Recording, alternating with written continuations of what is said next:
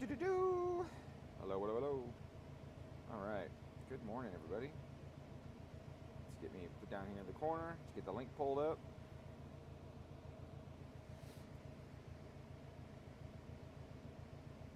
Oh.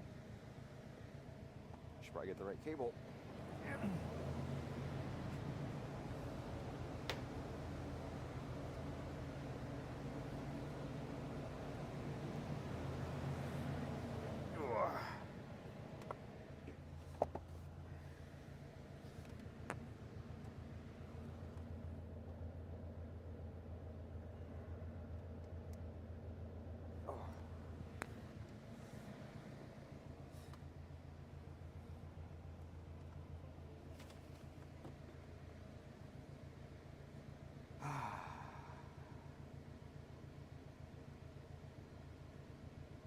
I wish that part of the link software works. I don't understand why it doesn't work.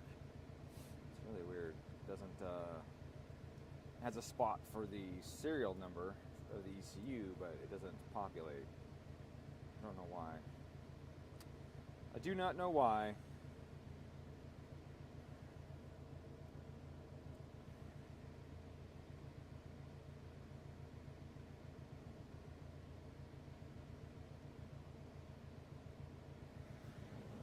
Alright, let's connect to the dyno computer.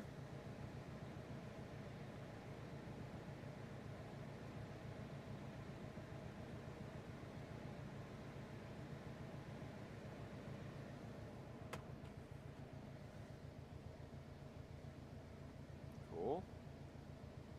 Oh, that's big.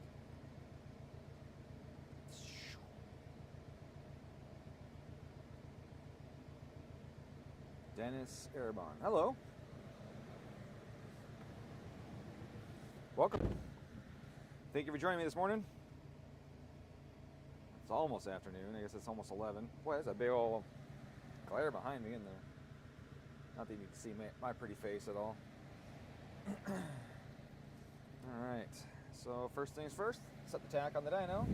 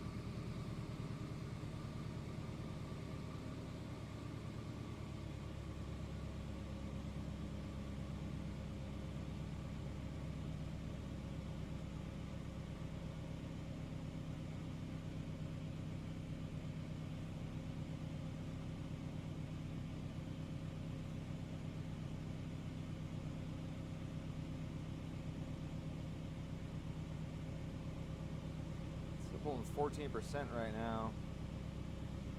Feels a little choppy right here. I mean, I'm at 1,000 RPM in fourth gear, you know, with a tiny bit of load on it. It's not going to feel great, but it feels a little choppy. Moving up slowly, see how that feels. Feels okay otherwise. Right up there, so I guess it's just bogging a little too much. I don't know what flywheel's in this thing. My closed loop lambda here looks pretty decent.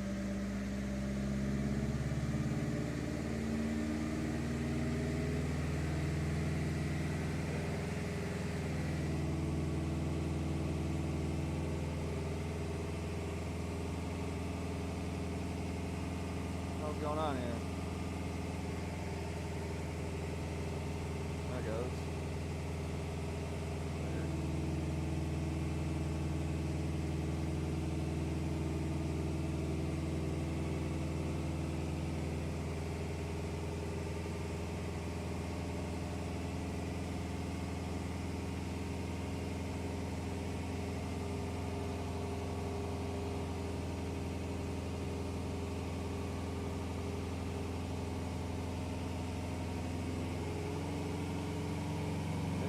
The other way in a second. These things get a bad resonance around 3,000. Yeah, see right there. That looks pretty good. Okay. Fine with that.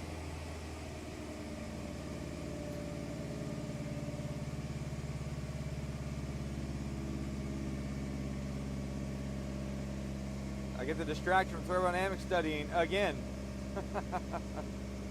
It's alright, I'll do it. I'll distract you from it. Alright, so that's good. This car didn't have enough fuel pump on it originally. And so I had to turn the boost down and have the guys put a better fuel pump in it. So let's go back to the boost control and see where we're at.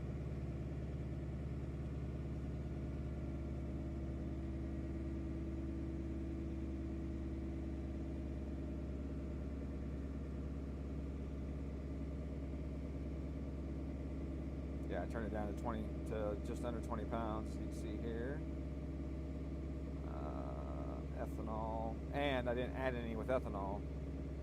Not that I could add much because this thing has got stock map sensor, so you can't go more than like 22 pounds. If you do, it's not going to read, and in this case it's really bad because this is speed density, so if I was to go higher than that, it would just blow through the ability for the ECU to measure it and for the ECU to add fuel for it, and it would never hit its target, right? So like if say I set the target at 23 pounds, well the map sensor up to 22, so the ECU is going to keep adding duty cycle to it, trying to get to that 23, and it never will. So with that in mind, I have to absolutely add engine protection. I think I have it on here, but I don't recall. I was in the middle of trying to get this thing done, so let's see where our map protection's at.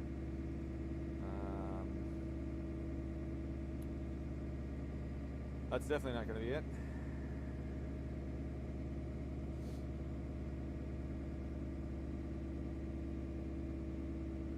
So the boost target's 36, but 36 is 22, right? So that's not going to work.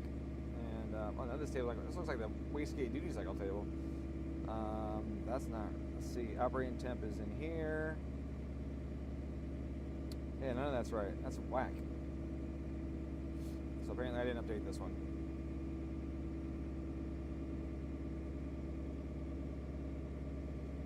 Alright, so I'm going to go operating temperature like this. I'm going to do 22 here. And, well, it can't have a boost target of that. So I'm just going to put 36 here.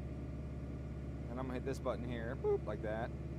Now that should all match. The overboost target, or the overboost set point should match the boost target. Okay, so we know that. Now I'm going to go to my boost target of 34 and 22. And we're going to go 36. Because I don't want to go more than 36. And then for the rest of these, we'll go like that. And this here sets our limit. Let's go across like this, then lower this down. If this coolant temp gets this hot, the engine's smoked. But we'll do this, like that, and that way when the engine gets warm, the overboost drops, and the person knows, oh shit, I'm overheating. And then we go here, we do this, like that. So now, my overboost protection is based on my boost target. A lot of them from the factory have it based on like throttle position or just a flat boost limit. But this has got flex fuel, so I want the boost limit to reflect the boost target. And so I did that here. Now, boost target 36 will not exist on this map sensor, but if he goes to a bigger map sensor, eventually he will. 34 will exist, and 35 will exist, but we're really close to 36, but we're not going to go to 36 because that's relative, or that's absolute, by the way, so that's basically 21 point something pounds, basically, or 21 pounds. But for where we're at, it's more than that. How's it going? Good, I'm just setting the boost targets and the boost cuts and all that. I had a quick question. So what would make the terminal hot on a dual pump hanger for a little bit and then for it to cool down? What terminal? So on pump 1 on James's car, I was over there just feeling everything, just doing a once over on it. And pump had just a tiny bit of warmth, you know, exactly what you'd expect. And then pump 1 was like, I touched it and I thought it shocked me. I was like, what the hell? And I stuck my hand on it. It was hot as shit. And then I The like, pump's bad. Is that his old pump? no, they're 2 brand new pumps. But I touched Oh, it they're both a brand new couple pumps? times, and then it was cooling down, and now it's cold. Is it still running?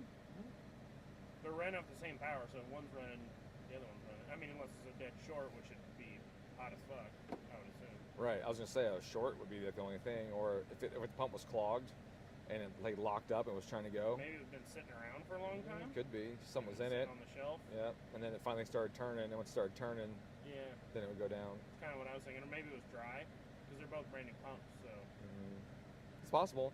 I mean, electrically, when a speaker or a motor or whatever doesn't rotate, it doesn't generate any voltage, and you get really high current. Yeah. When a speaker moves or a motor spins, it generates a voltage that's opposite the voltage that's powering it, and that higher voltage reduces the current through the motor. It's called counter electromotive force, or generator action of the motor is the term. Is what it is. Makes So. sense. So if it's not turning, there's nothing opposing the current flow, and just the current's really high. As soon as it starts turning, you have a current conductor in a magnetic field, generates a voltage, opposite that of what's. That's probably what it is, because it was only after 30, 40 seconds or something. So And I fired then it it up, started working. let it idle for a minute, went back there, touched it. I was like, oh, cool, hot. And I was like, whoa, that's weird. Just kept touching it over the next like minute or so, and it was getting colder and colder and colder. Yeah. Now maybe, it's the same temp as the maybe it other was bound up or something.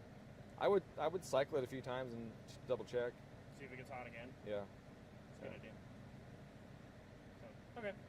That was just my thought. I was like, because they ran off the same power, so Right. Yeah. A high resistance connection will do that. Like if the well, the wire wasn't hot. It was just the nut too. Which is odd. It's like I grabbed the wire, and the wire wasn't hot. It was just the nut itself. so it could be a high resistance connection then. In the junction, like it's all anodized too much, and it's not getting good connection or Maybe something. I'll loosen it and tighten it again. Yeah, just make sure the bottom doesn't spin on you and short out the other ones. Did they add little things in there to stop them spinning? I'm doing that on mine. If I was to do a post, I would have little things in there to divide them up. But I'm not. I'm doing that plug thing, so fuck Putting it. this together, it makes me so mad. I spent probably 2.5 hours loading a pump hanger because it's such a fucking clusterfuck of bullshit. Yeah. It's so stupid. Yeah. You gotta make one that's better. I'm working on it. It'll be better. Better wiring connection, A, and then 2, a better way to hang the pumps. You know how the GDs have they clip in? Right. Just fucking make them clip in. Little, aluminum ring with this little shelf Sure. on it. The 240s clip in, Huh? but the 450s don't. No, but you just do 340s.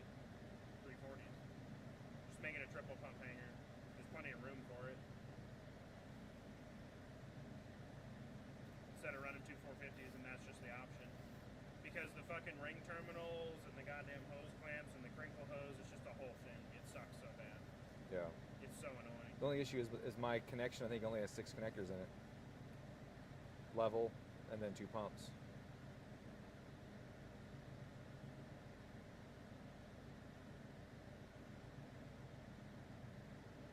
Two of them. Yeah, that's a lot of fucking space on that hanger. Yeah, I know. Yeah. Especially that small hanger. With the Honda hanger, I had a hard time, and that's a way bigger space. I Yeah. don't know. It's got to be something though, because it fucking sucks. Yeah. It takes so fucking long to hang them, and it's never right. Like, I did as good as I can, and it's like I'm still really upset about it. Now on those, refresh me. Are the studs in the tank? How does it connect? Studs are in the tank. And what did they do? Did they do something weird with it? They put studs or something? Just got holes? It's just got holes. The problem is they have those shitty pass-throughs that suck that spin. Like, Right. you can't put any torque like this. Holding it like this spins the whole thing. Yeah, it's retarded. Yeah, for sure. The pump mounting is bullshit. It doesn't clamp down even 450s very good. That fucking blows. The hoses that they provide you are too short. Like they're like pulled tight when the pump is down where it should be. So what I need is a fuel-proof plastic half moon that the pump sits against. Yeah. That has threads in the back that just screw into a aluminum arm that comes down. Yeah, Or stainless or aluminum arm that comes down. Yeah, so this has a bracket for 2 pumps, right? So it's got 3 bolts, holds 2 pumps. What I was thinking is even just a section that moved on it on the inside, that you'd have like a screw on the outside that you could just you bolt the thing on and then you tighten the pump down. Obviously the screw can't push against the pump, but the little wedges? Yeah. Just like a half moon with a wedge, a half moon shaped wedge that holds 2 pumps at once or something? Yeah. Would that be too much pain in the ass to try and get 2 pumps to stay still while you put the wedge in? No, because the bucket should hold the pumps where it's supposed to be. And right. The bucket on that doesn't. Like 2 340s barely fit in that bucket. Like 2 450s with socks on them, I don't see how you could get them to fit. So if I did an angled half moon like this, and then I wedged it into the outside of the mound, that would lock them in. Pretty much, yeah. Hey, did you get a call from someone from the stream guy to replace headlights? Yeah. Okay. He said he's just dropping it off. We just need to have it done by 5. Okay. So, but yeah, it's a shit situation. Yeah, sounds like it. It's a lot better in a factory hangar, but it leaves so much to be desired. Like, the quality is great, it's just bad design.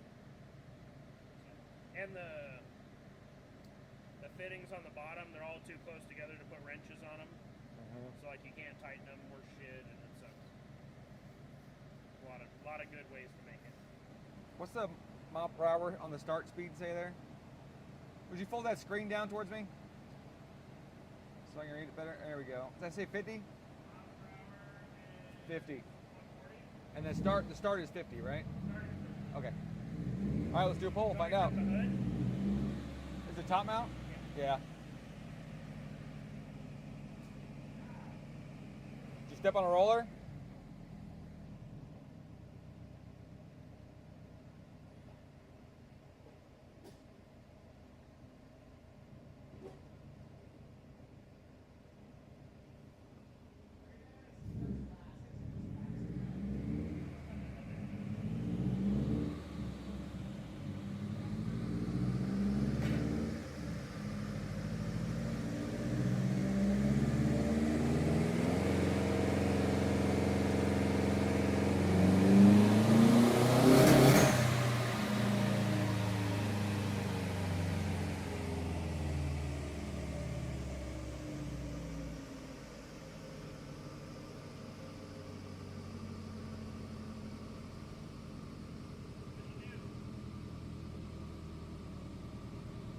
Too much boost? Why'd you break it? Yeah, just too much boost. I don't know why. Like, it's got a fucking boost control system in it. Yeah. Turbo's freed up.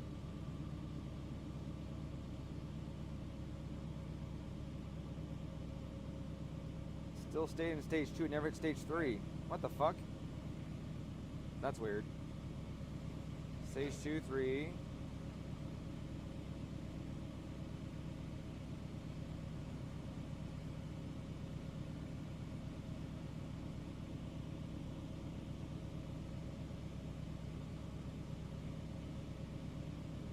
Oh, stage 2 is 5, stage 3, yeah, that should have been there quickly.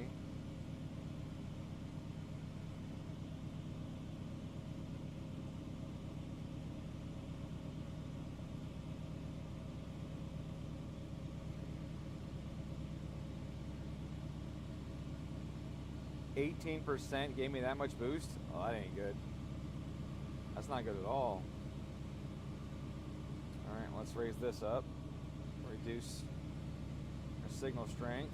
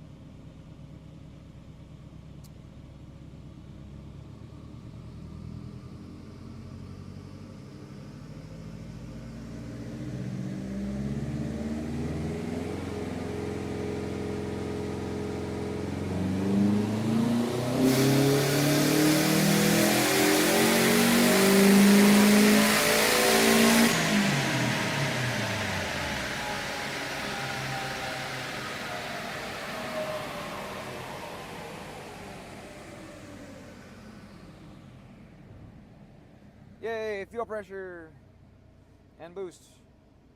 How'd boost do? 33, 32, 32. Okay, what's my target though? It's higher than that, right?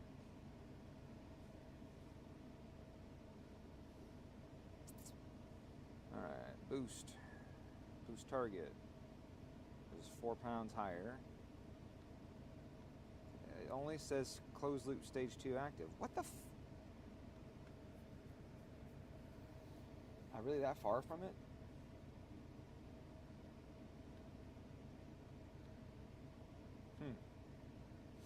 That's annoying.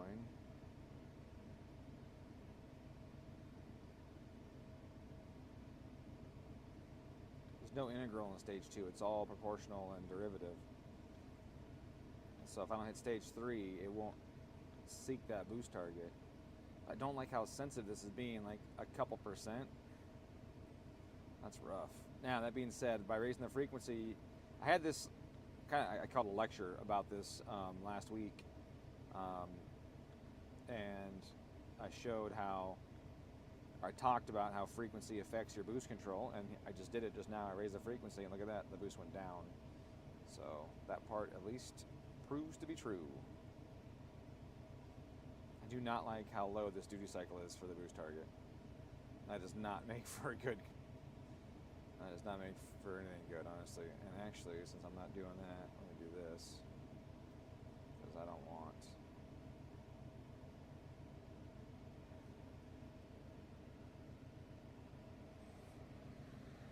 All right, let's see if we can get the stage 3 on it. We want to see some stage 3 action. I do a little more proportional. If I do a little more proportional, it might start oscillating when I get into boost.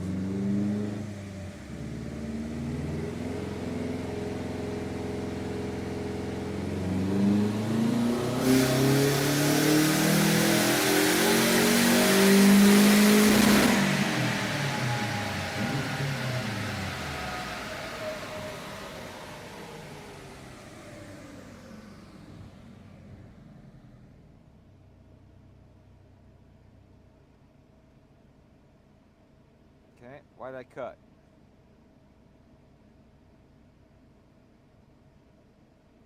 I cut because I approached my boost target. It finally approached the boost target. Jesus criminy. So the derivative stopped me from getting over the target. And here, I'm still, this is weird. Yeah, stage 3 got there at the very end. So my boost target is too close to my overboost limit, or my overboost limit control range is too large right here. 1.5 pounds early, which I don't want. That's too much. I want it to be like right on it. Okay.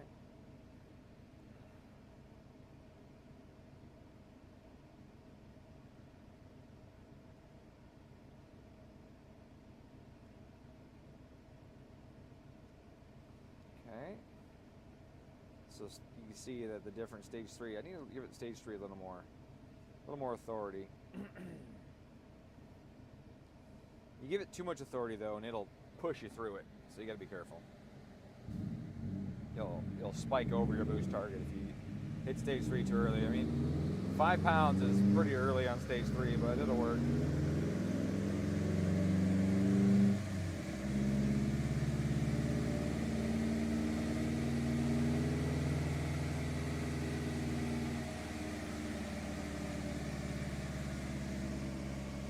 This is too good. This is too big here for how sensitive this boost control system is being. Like that. Alright, I'll probably blow right through it now. Have to try again.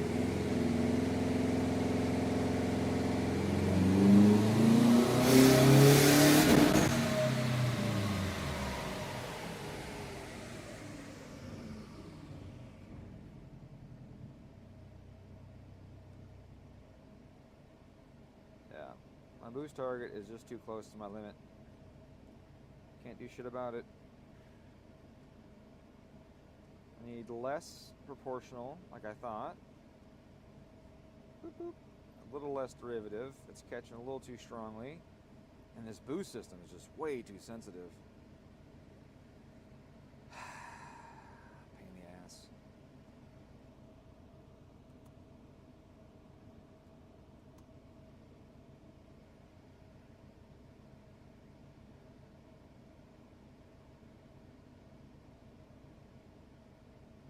Look at that. Popped down, popped it in. Came at 2, that's fine.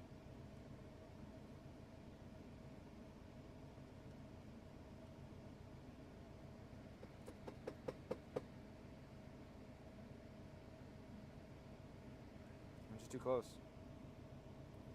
Too close for it to be done reliably.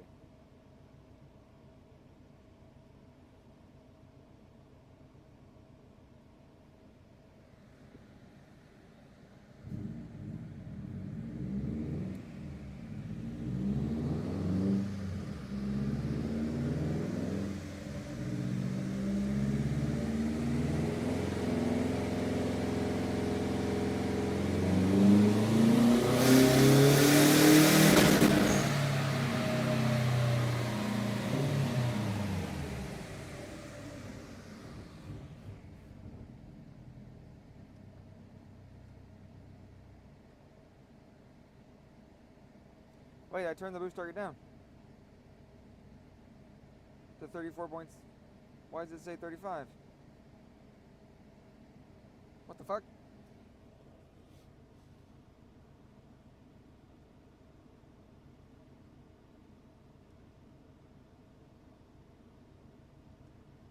Why is my table not loading?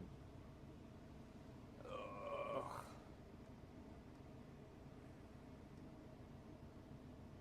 Right here. You are my problem. I can't run that because I have no room.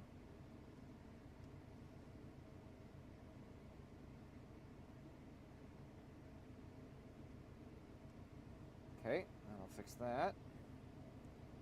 And then this is just too darn sensitive.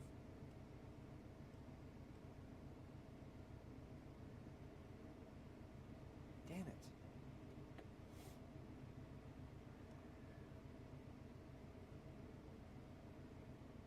Shut up, Lane.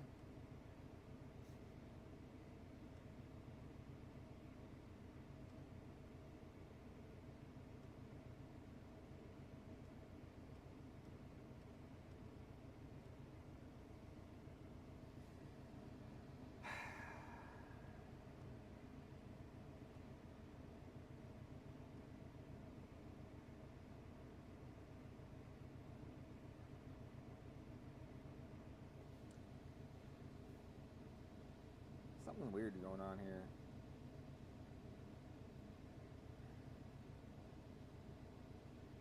This isn't my layout. This is my layout, I thought. There it goes. There it is.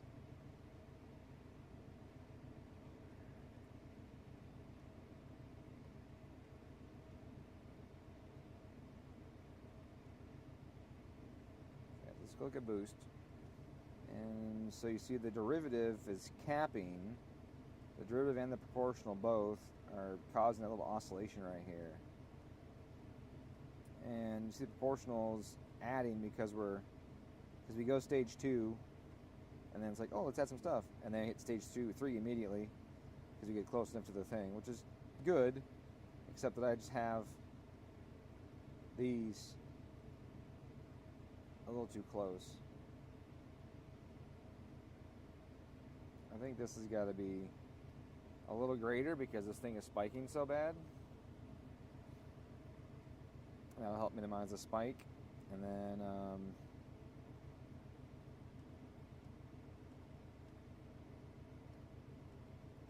integral's adding 4 to hit our target, which is fine. I'm glad with the integral adding some. Yeah.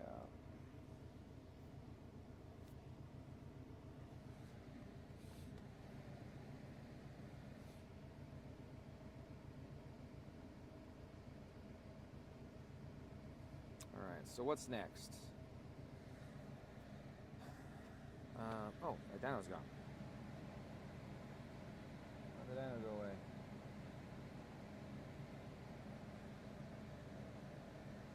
Password. Does that work? No. Did that work? Is that back? There we go. That was fucking weird. Alright. Okay. Let's try again. Yeah, I don't like this at all. The map sensor's too small for what we're trying to do with this car. It needs a GR throttle body with the GR map sensor. That'll give us a lot more range.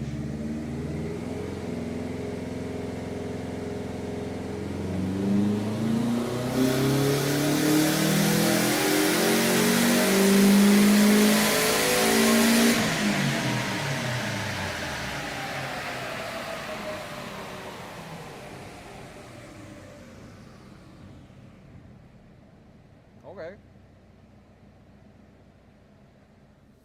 Okay. It's nice when you can finish a pole. Okay, and you get the boost you want. Look at that. Alright, let's see my log. We still have a little wiggle on the boost. You can almost hear it. It's weird because it doesn't go up and then down now. Now it goes up, catches, and then creeps up to the target. Which is what I want. I don't want to spike over it when we're this close. In a normal Subaru, a little spike over with a nice smooth crest down is okay. And so to stop that from being so aggressive, we turn down the derivative some. So if I turn down the derivative a little bit, we'll do, that's 5%.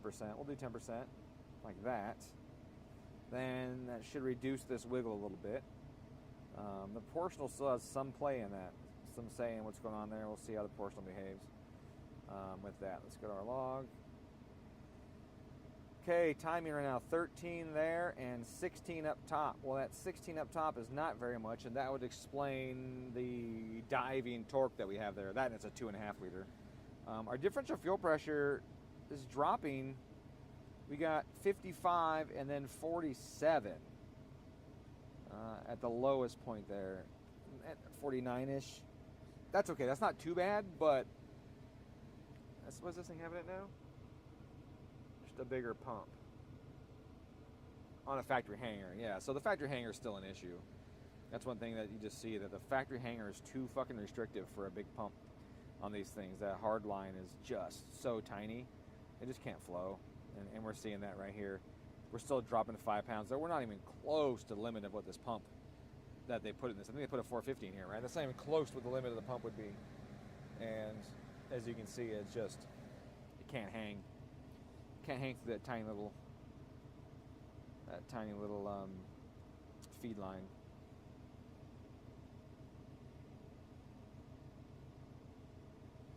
All right, so that change I made should smooth this boost out a smidge right here.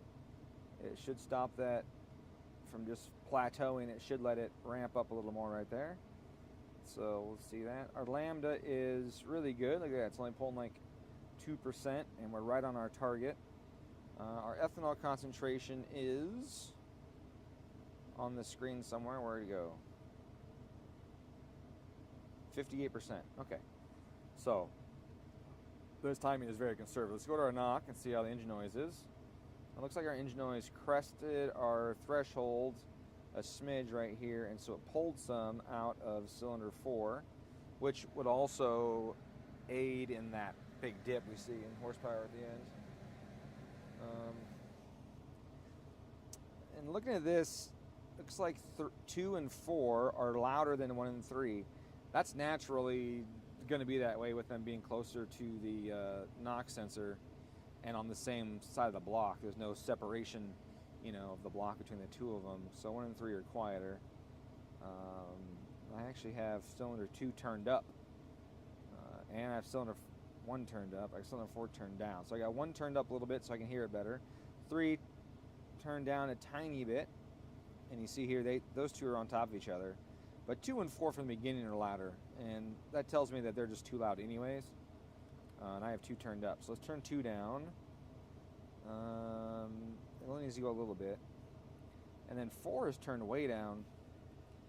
and it's louder from the beginning, so I'm going to drop that a little bit more too. But I still want to address that two ways. One, I need to raise the threshold a smidge because we're really close, as you can see. Raise the threshold just a smidge, and I'm going to do a little tweak to cylinder 4. Oops. Cylinder 4 has got 1 degree less right now. This is the flat table, 1 degree across the board. It's not the best way to do it, and it was done earlier so that I could experiment and figure out what cylinder was being noisy and all of that. Fuel-wise, I've got 1% more on cylinder 4, which isn't very much either. So I can add a little more cooling via fuel to cylinder 4, and that could potentially help. But I want to do this now on a larger basis because as a table.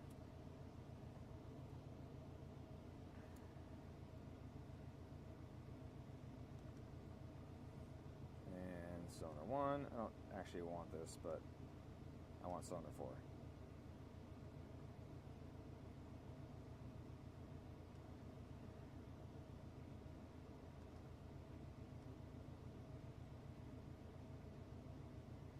I don't even care about cylinder 1, honestly.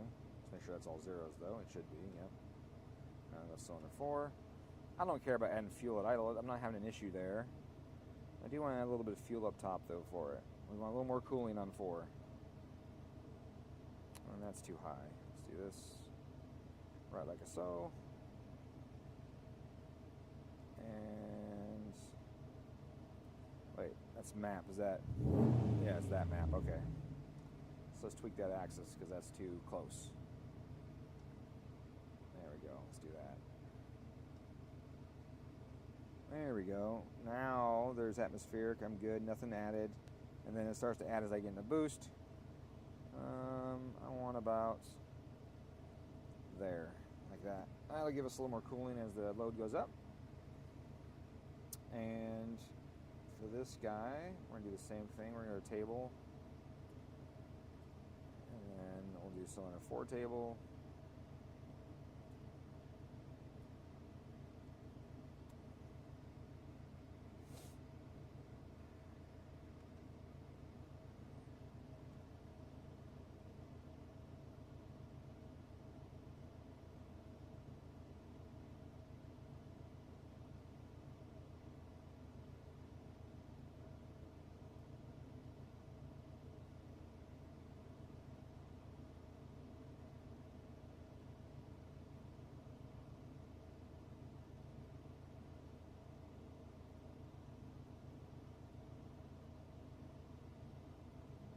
Those.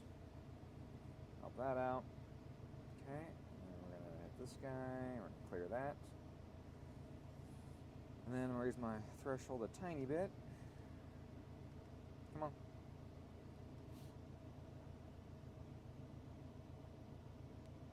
Oh, I got it based on TPS. Oh. That's weird. I don't remember doing that. So let's fix that. That's weird. I never run on TPS.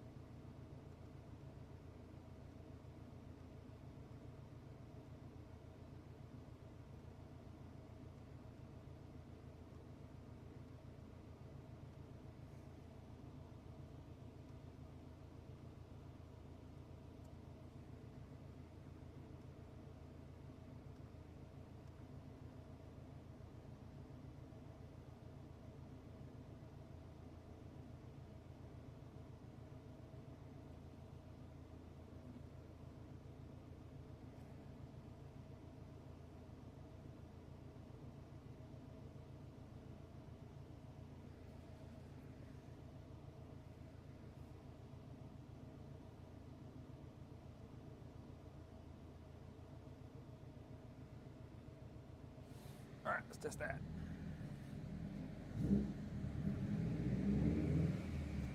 thing should, in no way should this thing be knocking at 16 degrees of timing with deep in the 11s AFR and ethanol, right? Like, there's no way it should be knocking.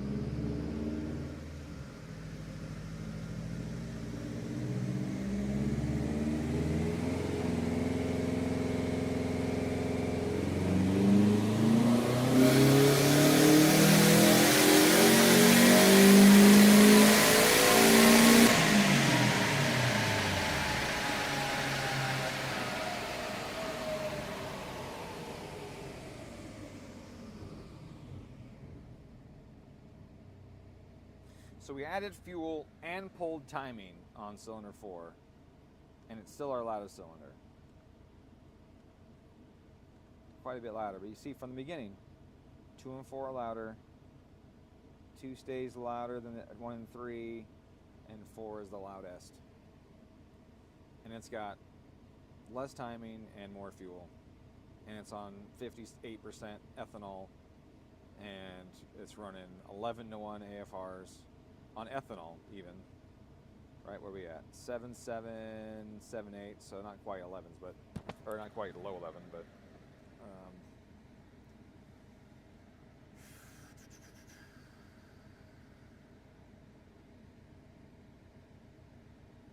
11.3. So it is low 11s, yeah, 11.3. It's just not.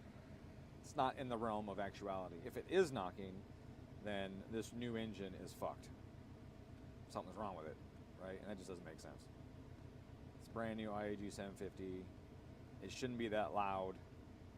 That is making that much noise. I mean, it looks like it is, looking at this, but unless there's something else wrong with this engine. With the frequency to 13 and see if that makes it worse or better. Oh, I got gain on 4. Wow, that's fucking cranked up there. That's probably a bit of it. 4 is really high for a Subaru. 15 degrees after ignition. Okay. And a 50 degree length. See, what I don't like about that is that's not good for power on a Subaru. Because that means we're listening all the way to 50 degrees after top dead center while we're in power. We don't want that. Because I mean, we're looking here. Our timing was 13 or 14 at peak boost and 16 the red line. That means they're basically not listening for knock until 0, which is fine because knock usually happens at like 20.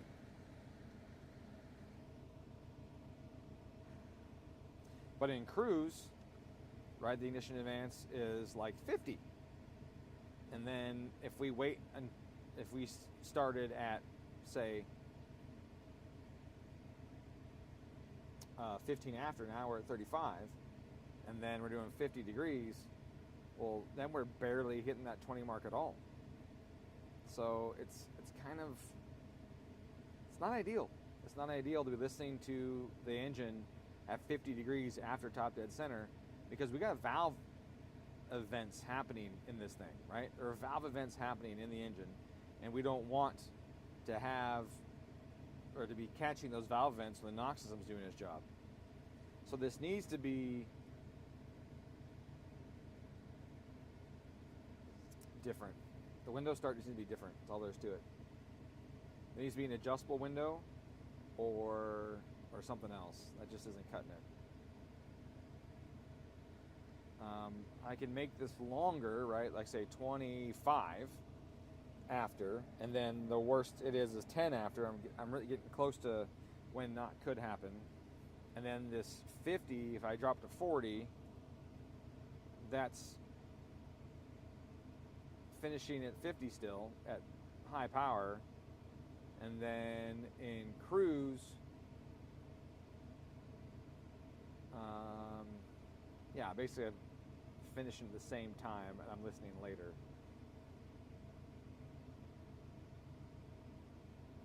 Yeah, that window's, that's a hard window to do when you have this much range in your NOx system. Now, that being said, in cruise, I'm not too worried about knock because it doesn't do anything in cruise, really. So if I'm worried about knock in boost, more than in cruise, and in boost my timing is usually in the 20 range. So if I started, if I said it was 20, and I listened until 35 after, we'll say, then I can do a 35 window, 20 after advance, but then at 15, it's yeah, it's getting close. Is the issue? It's definitely getting close.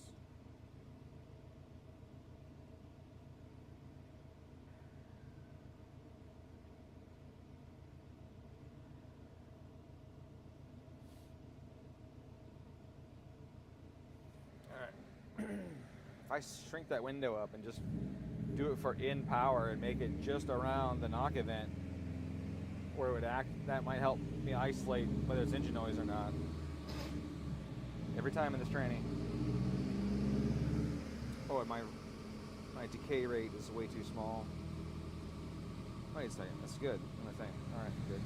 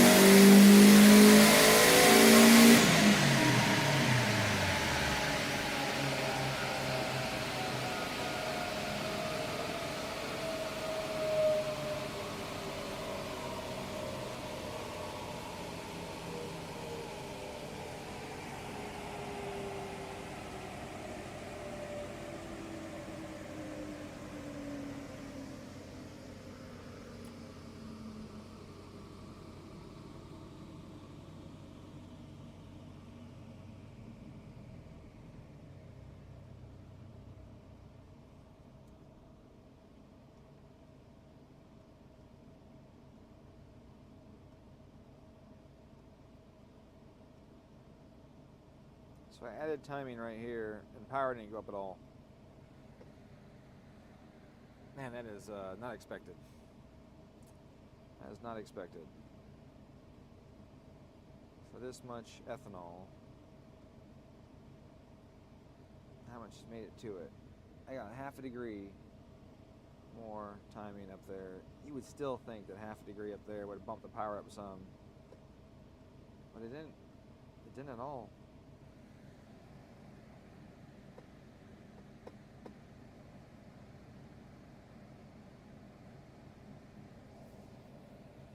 Boy, that really makes me wonder if this thing has got the right reference. I don't think I've seen one be out before, but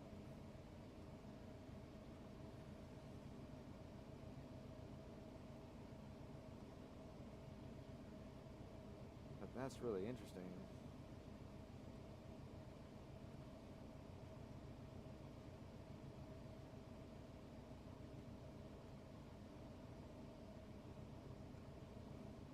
It's clearly reading something like that. Huh.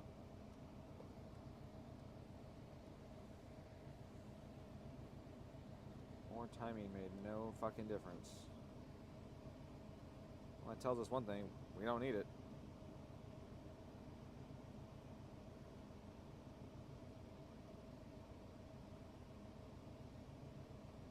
This car is just a weird one. This car has always been a weird one.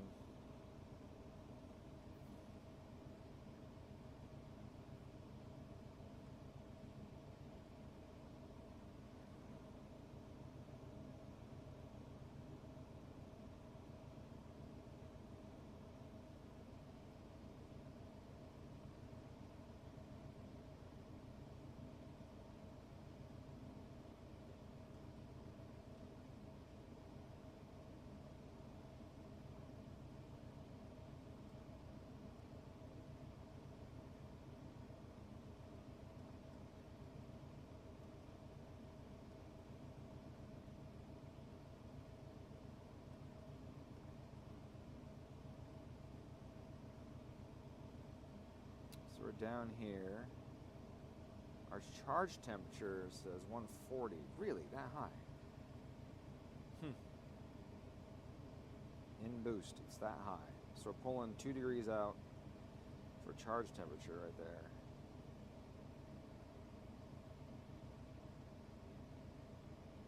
Interesting.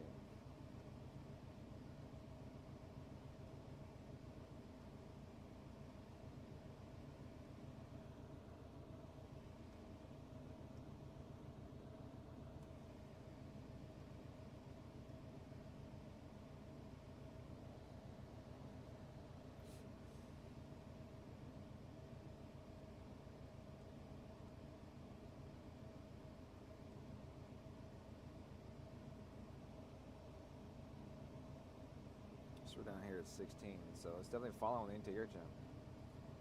I mean, it's a top mount, right? It's a big turbo on a top mount, so I guess that's expected, but still.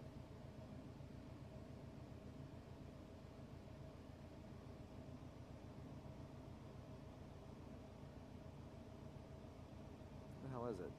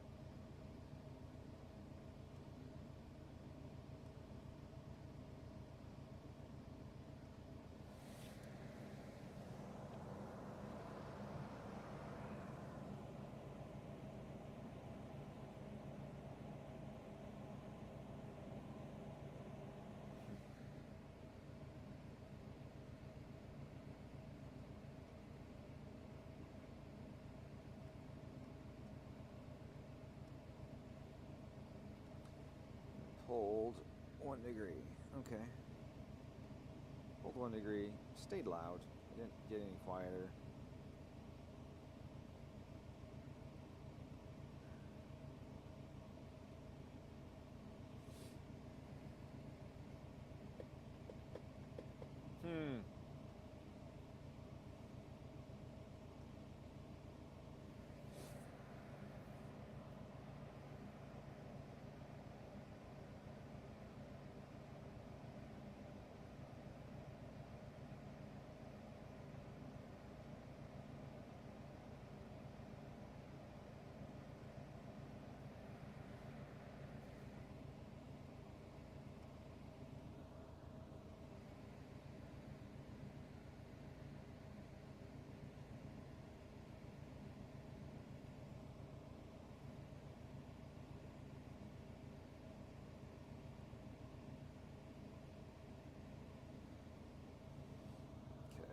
This and knock this down.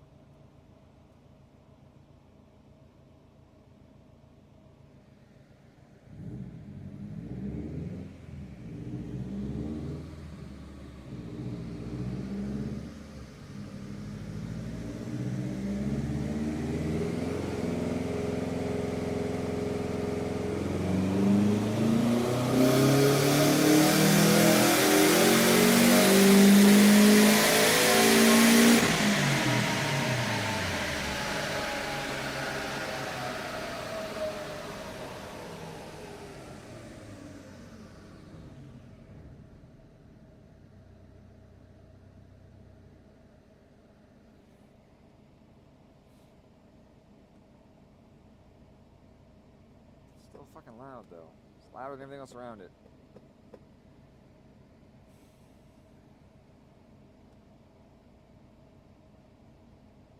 14 degrees of timing at 5,800 is literally nothing for ethanol.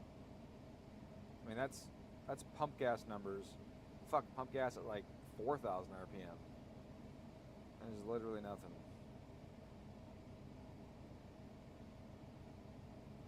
I can't see it being real knock. If it's real knock, then there's a fucking problem.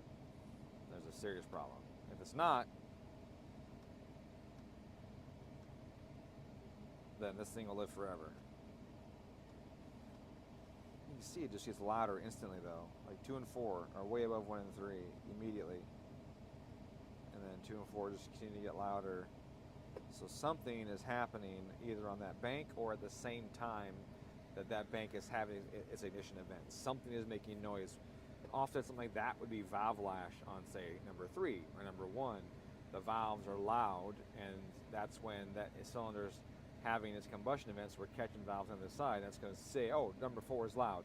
But it might not be number 4. It's a noise that's happening while we're listening to number 4. There's a noise happening elsewhere in the engine that makes number 4 sound loud.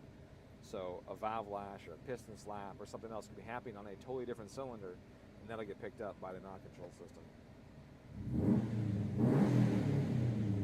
I mean, this thing runs really good. It starts amazing when cold. You can drive it cold. You shouldn't, but you can. It starts that good and runs that good.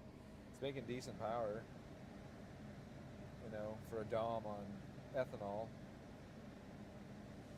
Stock low or a top mount, stock location turbo, top mount intercooler, and all that. Like, it's doing well.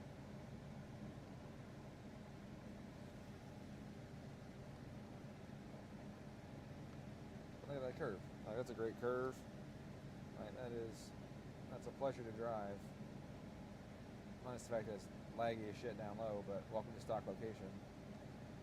I mean, that's ripping. I don't need this to go to 8,000, so I'm obviously not doing that.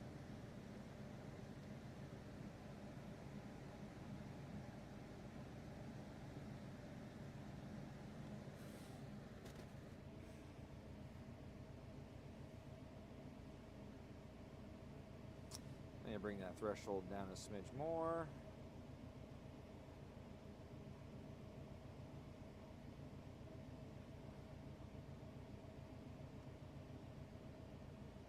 Okay, threshold's down, it's closer. Alright. How's boost? Boost has still got a little bit in there. Integral's adding about 4, so I could add a couple percent right here in the wastegate, and that'll make it a little smoother coming in.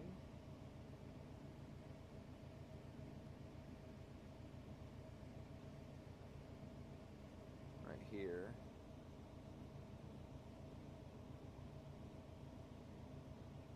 Do something like that.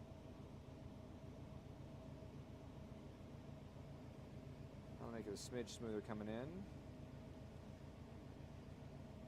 I like how stable it is when we're in boost, though. I do like that. Super stable in boost. Just make that approach a little smoother. Obviously, you can't see on the power curve because it's such a small wiggle.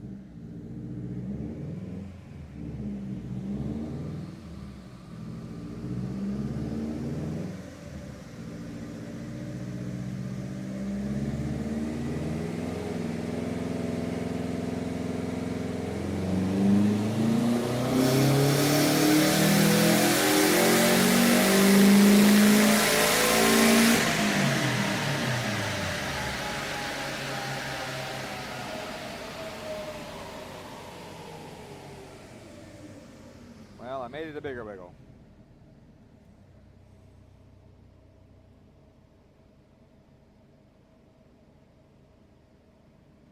Alright, let's cut this derivative down a bunch and see if that helps.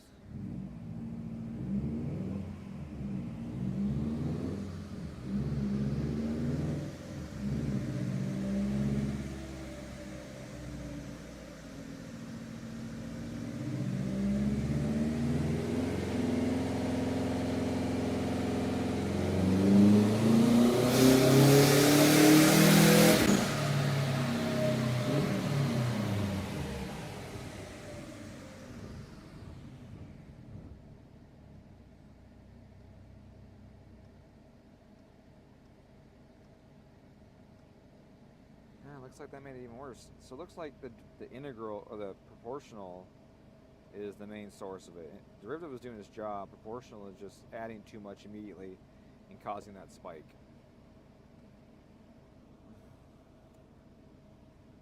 The proportional is so low.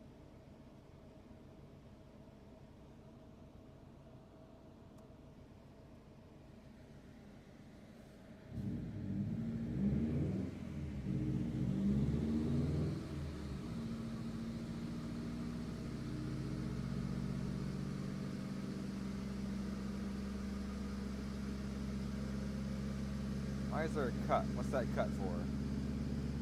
34. I don't know. Well, we got a fuel cut. Oh, because I let off the throttle and the boost target dropped.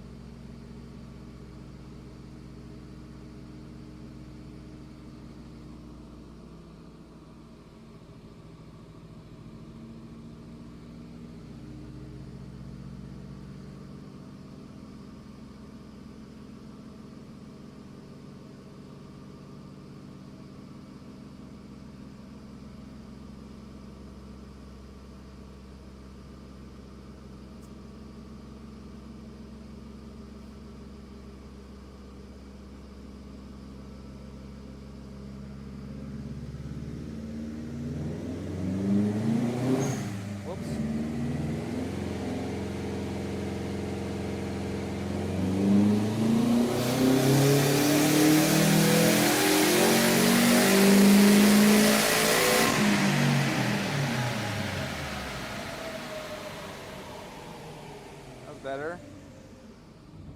That was better. It's interesting that the proportional was involved that long. Look at that. That is interesting.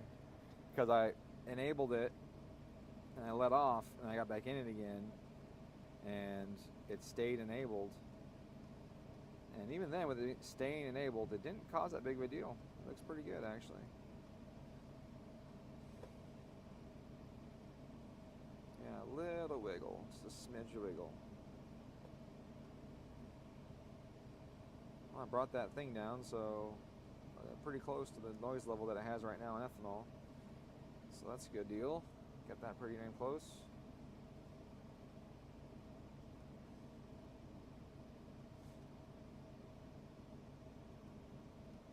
Air fuel is right on the money. It's a little, yeah. It's a little leaner. I'm gonna add a smidge to it. I got a piss though. I'm gonna tell you, too much coffee this morning. All right, I'll take that for how this thing's behaving and how sensitive that boost control system is. That wastegate spring is clearly too big. Like, it's way too big wastegate spring for all this. So. All right, well, I think we're good then. I'm gonna deliver it.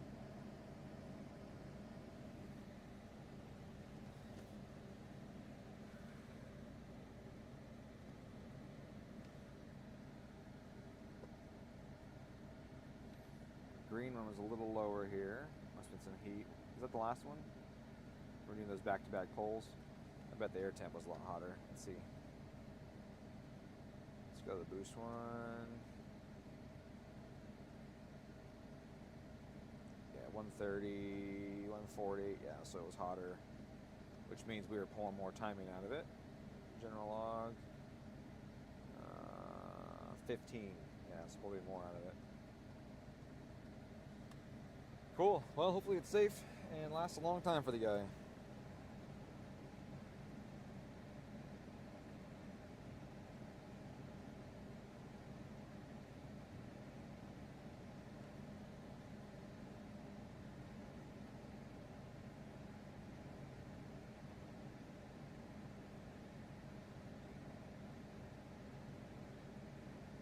See how the torque is really even. It's not offset like huge torque spike. because the timing's so low right there. If I crank the timing up, this torque would come up and spike really hard and fall harder. But we don't need that. We don't need to try and intentionally lift the heads off the engine. That's not very nice. Mark asked how the Talon is going. Hey Mark, how you doing? The Talon is going well overall. Thanks to another tuner who does those, I sent him my tune. I said, dude, I'm missing something. What the fuck is going on? My clutches are slipping. The pressure's not coming up. Like the pressure is supposed to come up on the shift, and they were sitting at 280 kPa instead of going to the 750 kPa that I had programmed at. I'm like, dude, I could not figure out what the hell is going on. And he was like, well, you got to remember, you got to adjust the barometric pressure for the transmission. And I was like, I didn't see that table. I looked for it. I didn't see it. But it was there. It was a couple folders in. I missed it. Sure enough, with the way we changed the map sensor on it, it was dropping clutch pressure by more than half. And I'm doubling the power. And so yeah, I'd go get on it, and it would just hit the rev limiter. I'd go grab a shift, and it would stay on the rev limiter, and the transmission would say it was shifting, but it wasn't. The clutch packs were just smoking, basically. So he was like, you missed one. I was like, damn it. So I changed that to the value that it should be. Almost all the problems I was having went away. Now when I grab a gear, it rips. And unfortunately, the gears are too close together for this much power. You literally go, you punch it, and you're like, bam, bam, bam, bam, that fast. You bang gears that fast. Bam, bam, bam, bam. It just goes red light, red light, red light, red light, and just zipping. Yeah, the gears are way too close together. I felt they were too close together when it was NA. And then I doubled the horsepower, and it is way too close together. You literally just keep shifting. Yeah. So there's a guy that has a gear kit that increases the ratio so I can get more speed out of each gear. So it's final drive change basically, and I want that. I've wanted that before I did the turbo thing. Was thinking I need to change the final drive on this thing. It needs to be longer. It was driving me crazy, and it was just they were too close together. So yeah, he's got a final drive change, so I'm gonna buy that shit. I'll send him my sub-trans, have him do all the improvements that he does to them. It'll be a couple grand, but he'll put the drive thing in it, change the ratio, fix all the other shit, put some billet shafts in it and all that, and then it'll be good for all the stuff that I do. He's got a lower low option too. I've never needed it. I feel like low is really low, but I should probably have him do it anyways. Does it affect any tuning as well with the plenum? That'll do nice. It was tuned and not mechanical. Yeah, it was just one fucking table, dude. Literally one box, one little square, and it said 0.56 or something in there. And I went and said 1, enter, and all my problems went away. It's one square, one little fucking thing. And I looked for it. Multiple times. I said, there's got to be a baro comp in here that I'm missing, because when we changed the map sensor, well, let me describe this to you. The ECU in that is both the shittiest ECU I have ever seen and one of the coolest ECUs I've seen, like in some ways. Definitely shitty in the engine control side. Super shitty. I dig that it has 2 fuel models. It has a alpha N fuel model and a speed density fuel model.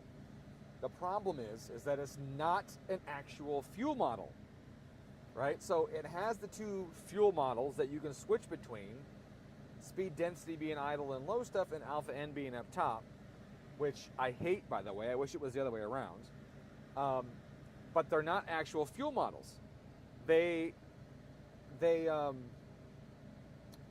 just pulse widths. So it's literally going, oh, what's your TPS? What's your RPM? This is the injector pulse width you want. That's it. There's no calculation of air mass anywhere in this ECU. It is literally based on this voltage. Here's your pulse width. And so both tables are literally map sensor voltage, pulse width. TPS sensor voltage, pulse width. That's it, right? It sucks. And So that part really blows. I mean, if it had actual fuel models based on those inputs, that would be cool, but it doesn't. So when you, so because of that, it has no scaling. It literally just has the voltages, and it has a like a 1.5 bar map sensor. So when you add boost, you got to put a bigger map sensor in it. Well, that map sensor is also the barometric sensor. When you key on before you start the engine, it pulls the sensor and says, "Oh, this is our atmospheric pressure." And when you're driving, it randomly samples it again, which is bizarre to me because it samples it when you're in cruise sometimes. And I don't understand why it would do that because you're in cruise and there's vacuum. It does weird shit. It's not necessarily true. I guess it samples it when you approach what would potentially be atmospheric pressure. So when you start to tip in, then it samples again. The problem with that is if you have boost and you tip in and you get some boost on it and it samples, then it thinks your baro is really high. Then your fuel's all screwed up because it's using that high baro pressure for all kinds of stuff. It really sucks. It just sucks. So you put a 3-bar map sensor in it, and now it thinks the baro is really low. But again, there's no scaling, so I can't tell it, no, 2 volts is no longer atmospheric. Now it's 1.5 volts. I can't tell it that. All I can do is just slide these voltages around on these tables. So when you find a baro compensation table in there, it's going to be wrong when you put a 3-bar map sensor. So I went through and looked for all the baro tables I could find so I could center them around the new atmospheric pressure.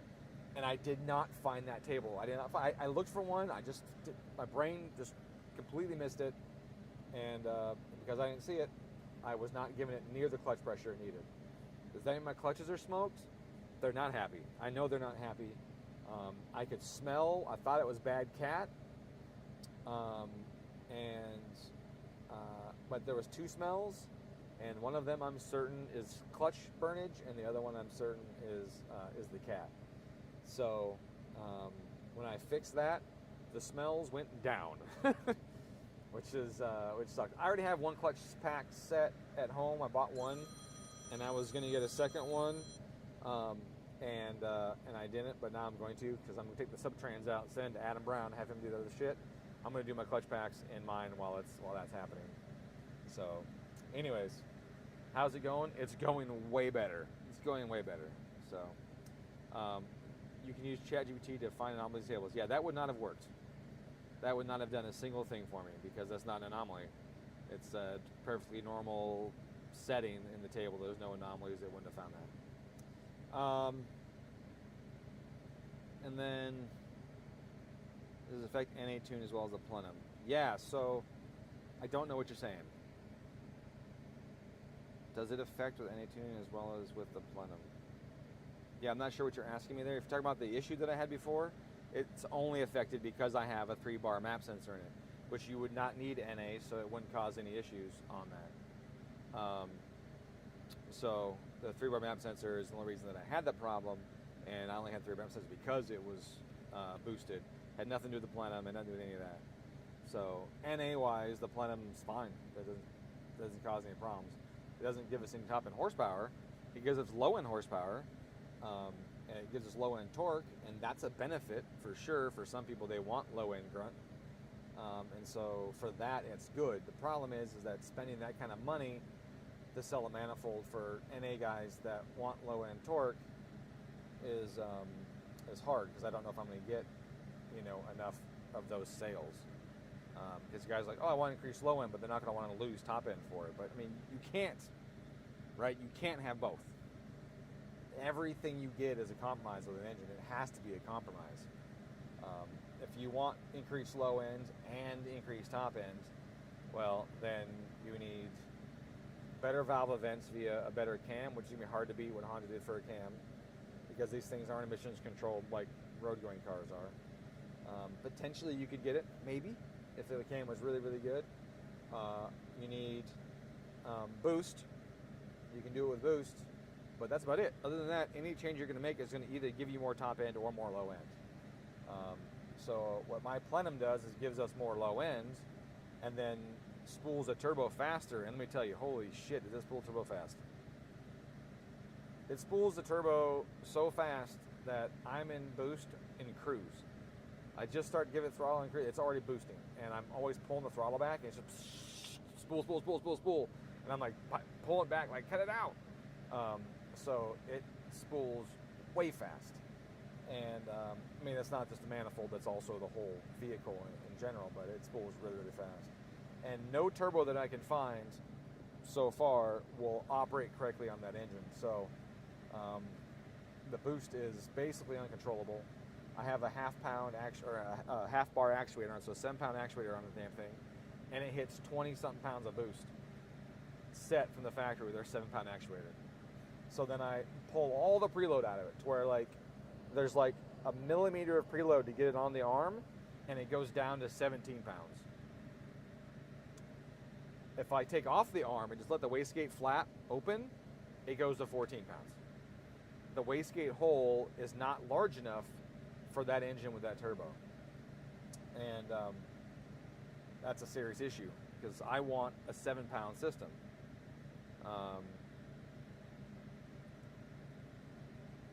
I want a 7-pound system. Let's see, I heard runner length effectively behaves longer as boost goes up. Yeah, which is not what you want, right? That'd be, wait, is longer or shorter? I think it's shorter. You definitely don't want it to be longer, because that doesn't make sense. Because if my boost goes up and I'm pushing higher RPM, I would want it to be a shorter runner. Acts longer as boost goes up. You increase the air density, and so basically all you're doing is looking at the speed of sound. That's really the big thing, is the speed of sound.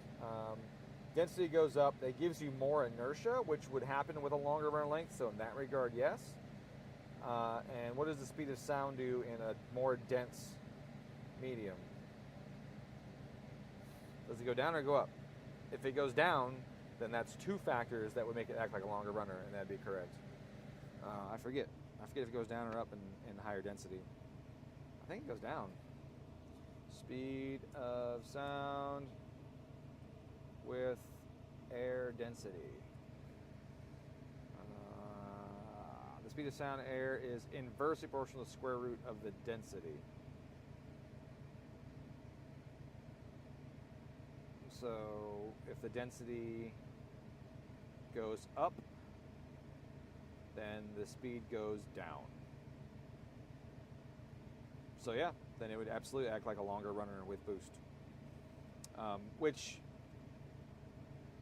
doesn't help, right? It doesn't help for what we're trying to do if we're trying to get more top end horsepower and more low end. That means that I would have to have in theory, a longer runner for the low end, and then on the top end I want a shorter runner, but all I've done is increase the runner length by adding boost. So it doesn't really do us much good that way. Interestingly enough, though, is that my intake manifold has a shorter runner and low end went up. It's interesting. I gotta stop this tune. I gotta get off this dyno. I gotta get this to the customer. I gotta start another car. I got 2 more cars to do today, so let me do that. Let me get rid of this car. Yeah. So, anyways, the plenum helps with boost. It helps the turbo spool. It helps the low end. It doesn't help the top end, as far as I know. But I got turbo for that, right? The turbo can take care of all the top end shit. It's not enough of a restriction to the turbo that it's going to hurt performance that much. It's going to be one of those things where it's a benefit to have it still. I mean, it creates a wider power band. My car right now, though, has a cam in it, and I don't like the cam. The cam sucks. So I'm going to be changing the cam out to a smaller cam, get some more low end back, and see how much that hurts the top end. It may or may not. It may make the boost more controllable, because right now I got too much overlap in it, I think. So that'll be a benefit. We'll see. It might make the boost more controllable. It might not. It might make it worse. If it makes it worse, or it's just as bad, I'm going to make my own turbo. I'm going to take the 250 compressor and put it on the 300 turbo. I had the 250 on before. is overboosting, but the 300 on there, it overboosted worse. So I'm going to put the 250 compressor on the 300. I think the fact that the 300 turbine spins slower with a compressor that wants to spin faster will mean that I need more differential pressure across the turbine to generate the horsepower I need and the speed I need to turn the smaller compressor. So I think what that'll do is it should give me better boost control for this engine. So I got to treat it more like a rotary, basically is what I got to do with this. So, all right, we'll get this car off, and then I'll be with you guys again. I'm going to the bathroom too. I'll be with you guys in a few minutes.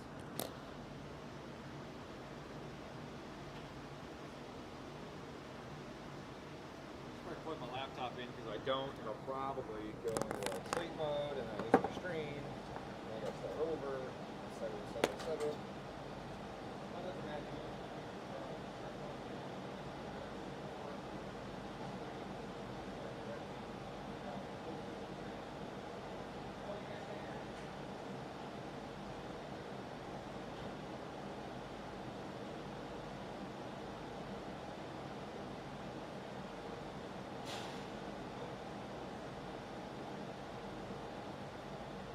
So what I was saying is, the next car is a 2.3 with the G30 770 flex fuel. That's the one I was working on before, but we got the fuel system fixed now, so it's got 2 pumps and it won't drop pressure.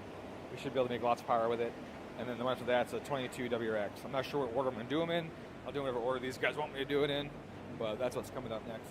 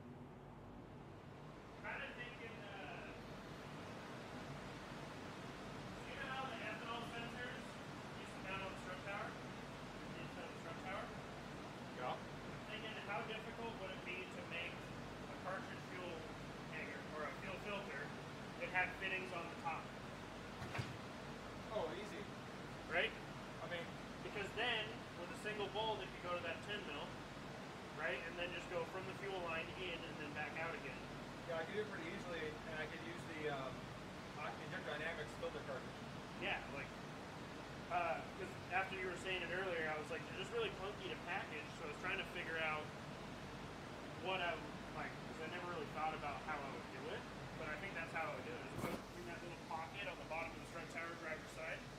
If the fittings face up, you can sit just about on the frame rail. And you can, if you're running a dash 8 feed, right, you just run it into the top, run it back out again. If you're running factory lines, you just run down to it and then back up again. It's kind of fits there. When it's, you know, this long with fucking 3 stacks of fittings on each end, it's like it gets really complicated. Yeah. I And mean, then the holes are 5 mil. like I said, Radium's got a short one. Yeah, it's still round. Like a little box. And it counts. Oh, square even, not even round. Yeah, it works there. Like, filter slides in, cap threads on. Like, you know, 8 ORB cap. Well, it's bigger than that. Well, I don't know It's what it bigger is, than but that, essentially same thing. Like an ORB Allen cap holds the filter in. Fuel comes in around it and then goes down to the center. I wonder if I could repurpose my oil filter to work as a fuel filter. That'd be sweet, because it can be pretty thick as long as it's not long. If I could change the cartridge out. I don't know what the filtration efficiency is of that Mobile One oil filter, or if it's fuel compatible or not. Yep. But it might be interesting to try and find out. Yep. All right, what the fuck? Oh, he's already got cable in his. Okay. James Spalding is watching. Nice. Sick.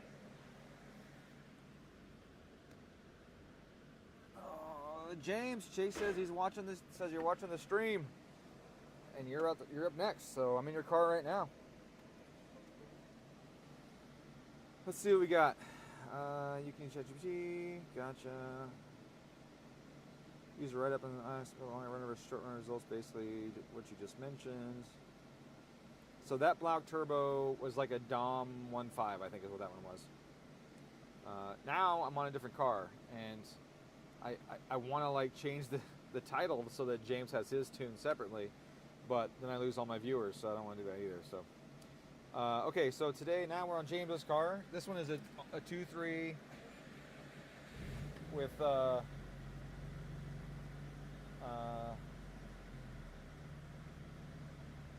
no horn. Lane!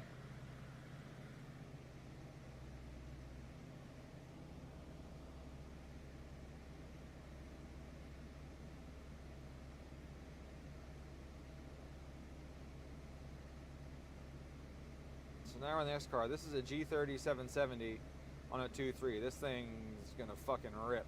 It already rips and it was dumping fuel pressure. So it's gonna rip even more now. Now that we have 2 340s in the tank.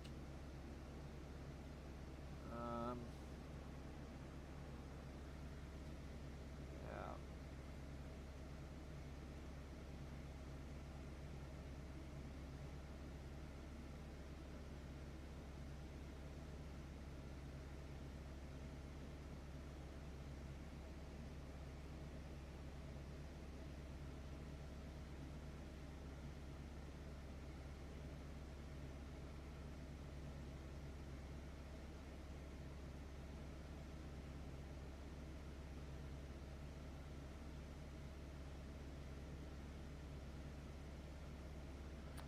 Where's my ethanol at? Where'd it go?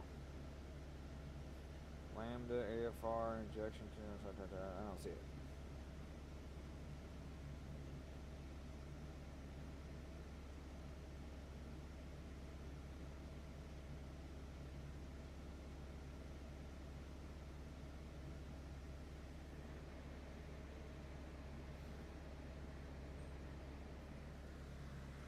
Is this thing out of fuel?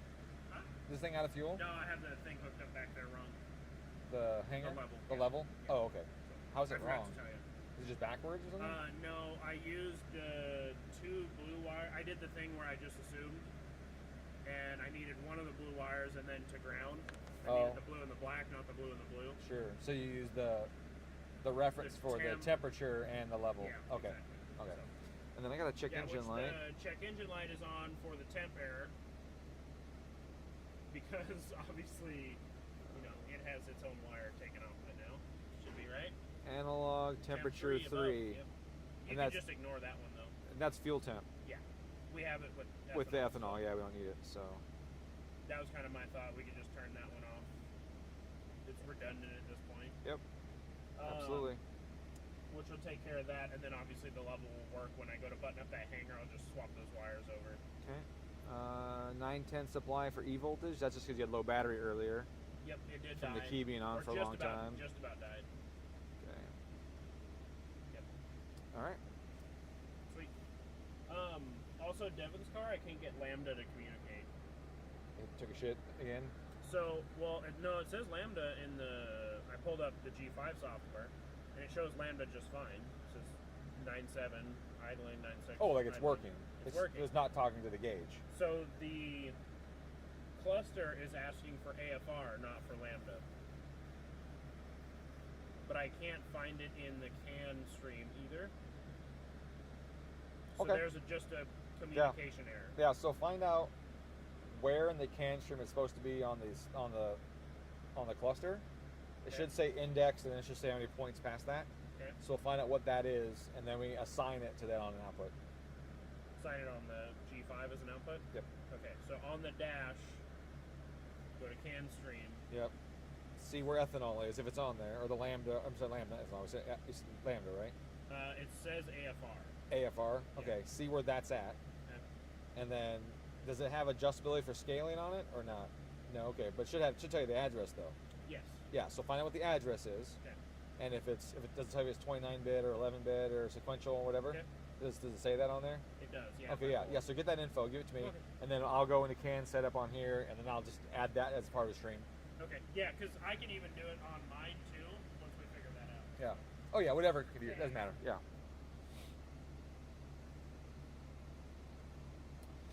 All right. So, what was I looking at? Oh yeah, I wanted ethanol. So we'll just do this way. And we'll go miscellaneous, because that's where they hide it for some stupid reason.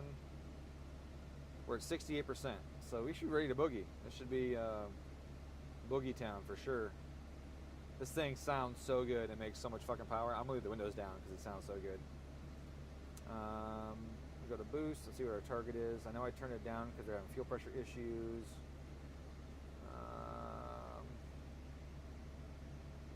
Okay, yeah, we'll start here. TPS again. Oh, boost target. Yeah, that's right. Okay. And we will start here. Once it's fully warm. Is it fully warm? Looks like it's warm. Ooh, this clutch is so smooth. I think it's got the ACT clutch in it. It's awesome. I love it. It's so nice on the foot. Like, it doesn't even feel like anything aftermarket. It feels like a stock clutch, but it holds 800 foot-pounds of torque, so can't really beat that.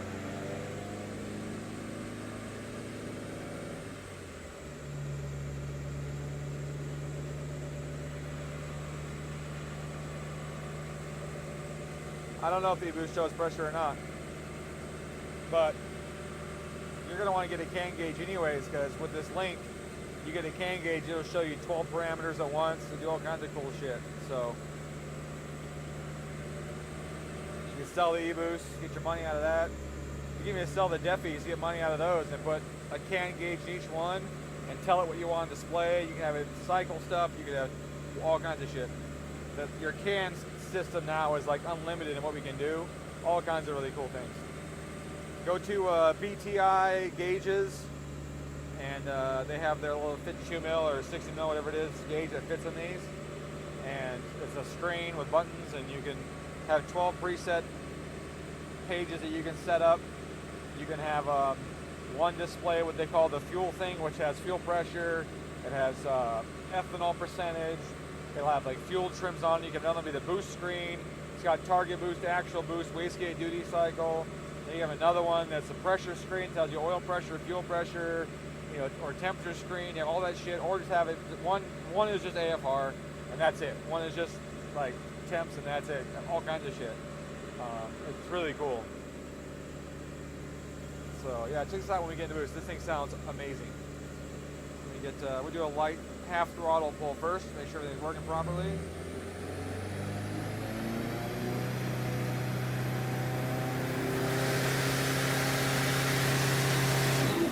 gotta do the calibration first. I'm stupid. 3750. All right. So do this. 3750. Hit that. That's the last car. Let's get rid of that. All right. And then our start speed here is going to be, yeah, 50 is good actually. That seems to work all right. 50 or 60. I got a low bandwidth right now on my logging. It's very jittery. I'll stop the log. I'm going to close the program and reopen the program.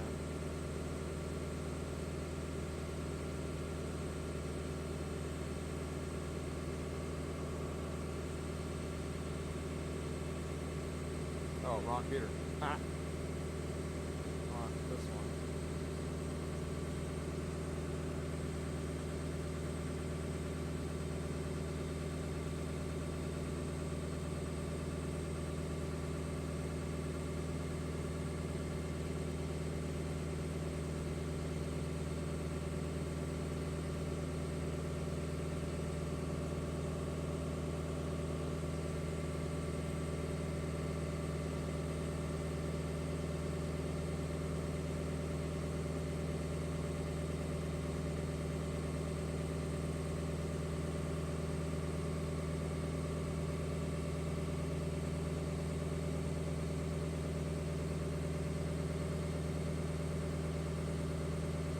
Oh, you're killing me, AnyDesk. You're killing me. Stop it.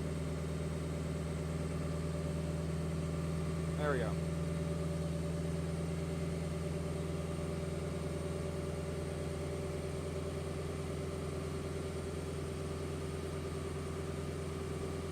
All right, here we go. Ah, still jittery.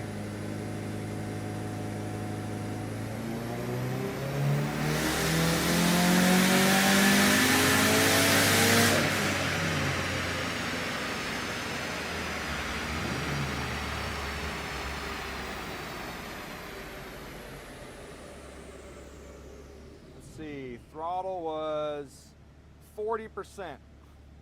So I had my foot at 40% there, and that was a 12 psi pull.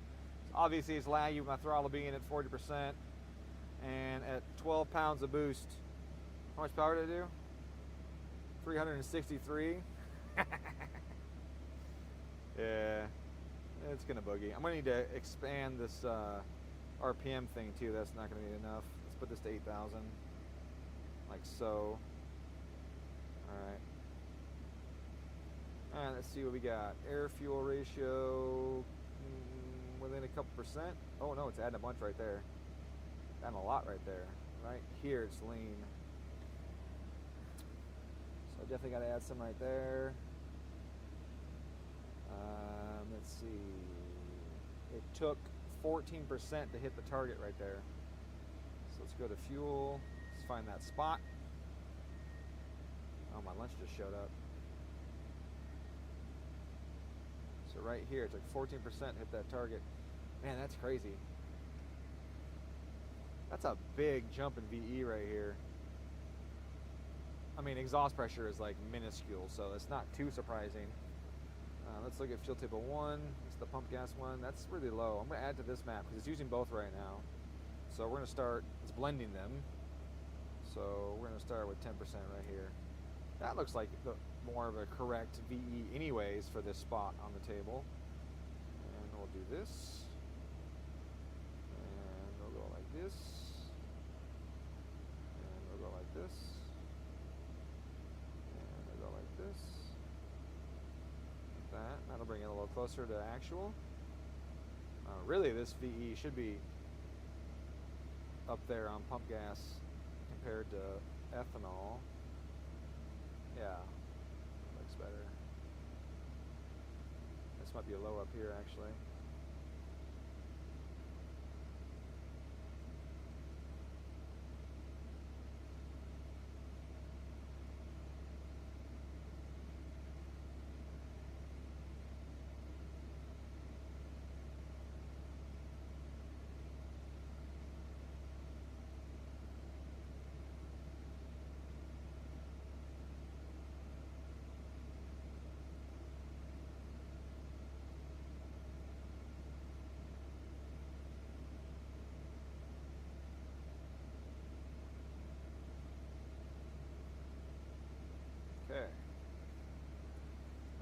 safer. I like that.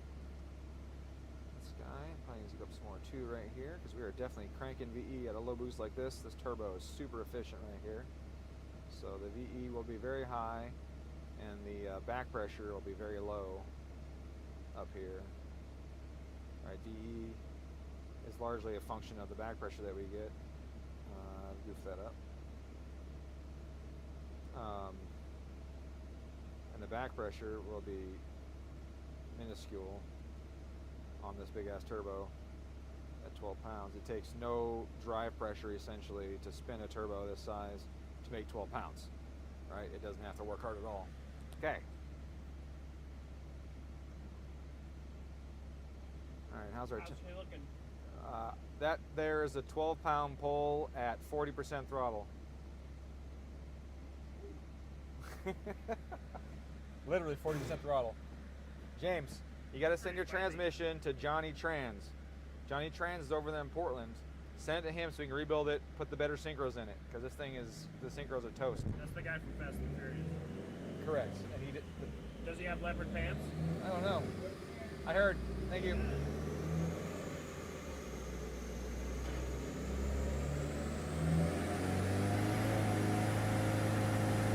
Full throttle.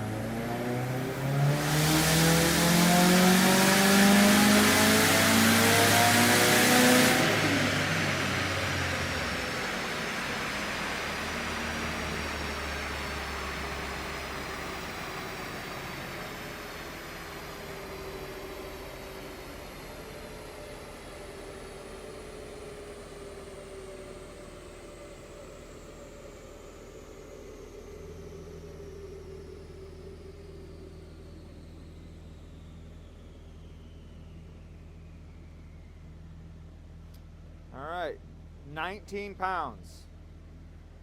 Oh, I think I blew something off. Yeah, I think I popped a hose off. Let me see.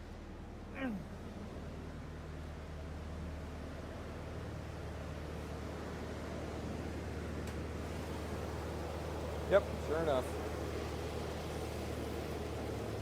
Gotta get the zip tie for that.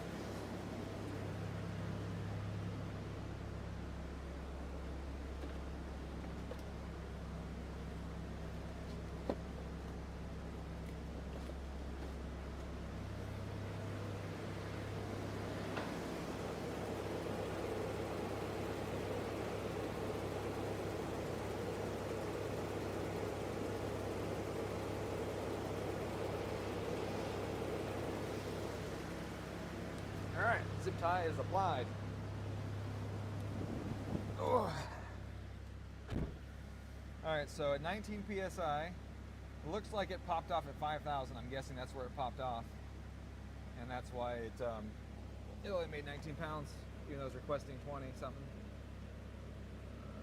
Make this 55. Like this. Okay. You see here, closed loop, stage 2 active. 3 never became active because we were so far away. Derivative is way low. I gotta bump this up. Integral is fine. That's fine. Let's try that. How's engine noise? Looks like we exceed our engine noise target by a little bit here. What do we got? It doesn't look like actual knock either on this case. It's a little louder. Well, it's a lot louder, but yeah. What are my settings on this one? I'm at 13 like the other one was. Gain is lower. I got the gain lower on this one. 2545. Let's make this 40.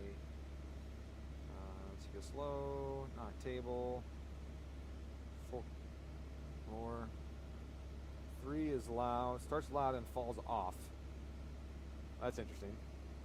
I got noise on 3 and then it gets quieter. And then 1 is the quietest the whole time. Usually I turn 1 up, so let's turn 1 up a little bit. Give me a little more noise on it. 4 I turn down, which it is. 2 is blue.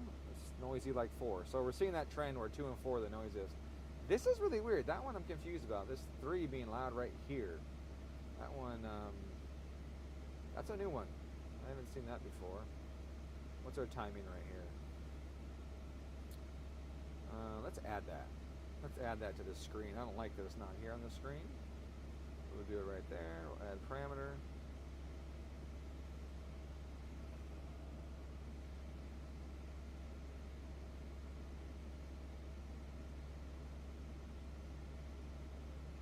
Wow, what is going on here? I think I was freaking out.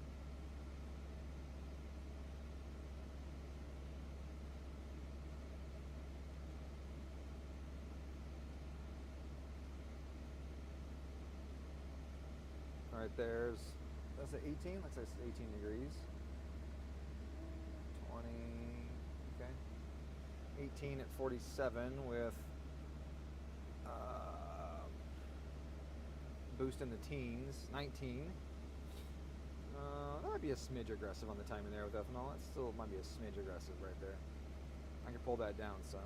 Let's look at our individual tables real quick and see what we got for those on this one. Where did I set it at? I don't have anything. All right, cool. We got table. Let's do cylinder 3 and do cylinder 4. Like that. Okay, let's go to our fuel tables and see if we have individual fuel yet.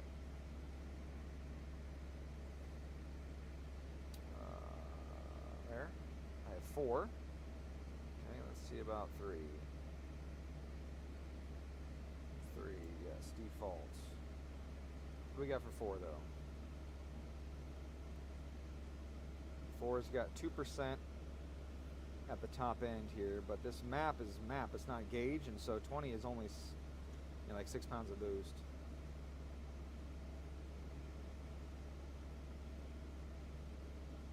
Those are way too many. Why do I need 10 and 11? And then 9 and 8, 9 and 10. And then 7. Shut the fuck up. Get out of here. Okay. 23. Come on. 26. Come on. 29. 32. Don't need 13 and 14. I need that guy. And 35. Alright, I like that better.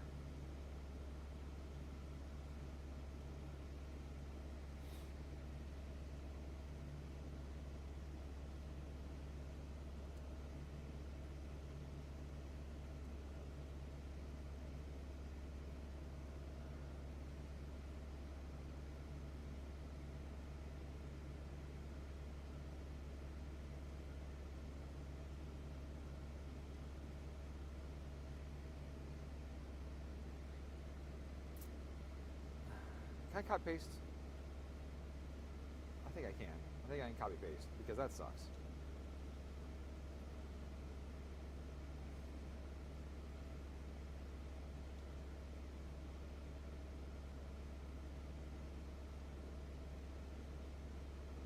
There we go. Cool.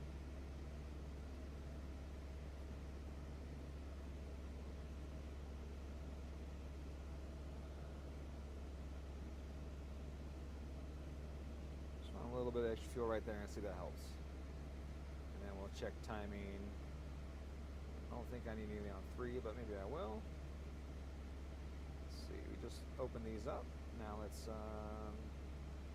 cylinder 4.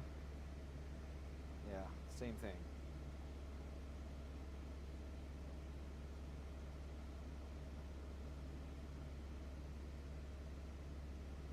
Obviously I want this to be negative and not positive, but I was able to get the axes to come with it with that quick little import there. I was able to get the axes to come with it, and that's what I want.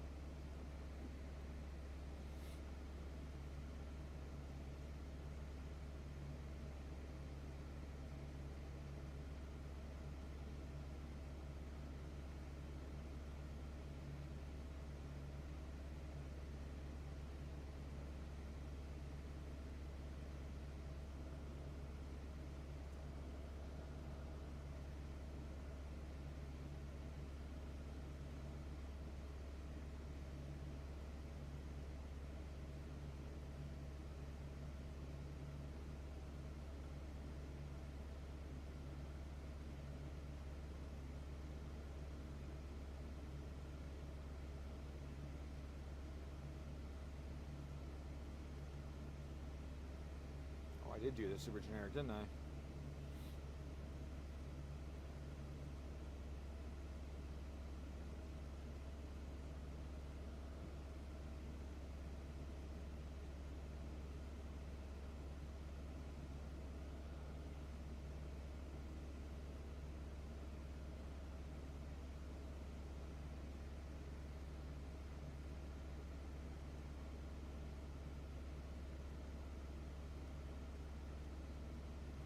Okay, our fuel was rich, which is expected because before when I was tuning the car, it was running out of fuel pressure up top, and so I was adding fuel to it. Now, thankfully, that's not an issue, so looks like our differential fuel pressure stays at 42 the whole time. Look at that.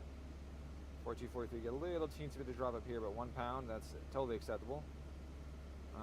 Dwell time is good for this mount. Okay, so this spot here, just a little bit of a dip right there. Where's that at? Right there on field 2. Okay, 103, and this one, oopsie. 99 there. So okay, that's good. I just need to drop this a little more, or double check my cam timing. That goes to 0 pretty quick, so maybe it wants a little more cam timing right here. It's hard to say, but I'm gonna not fuck with anything else yet. I'm gonna do another poll and see. Now that we got the boost line fixed, that should raise power too. Not just because we're not losing boost anymore, but because the amount of exhaust pressure drops when you fix the boost leak.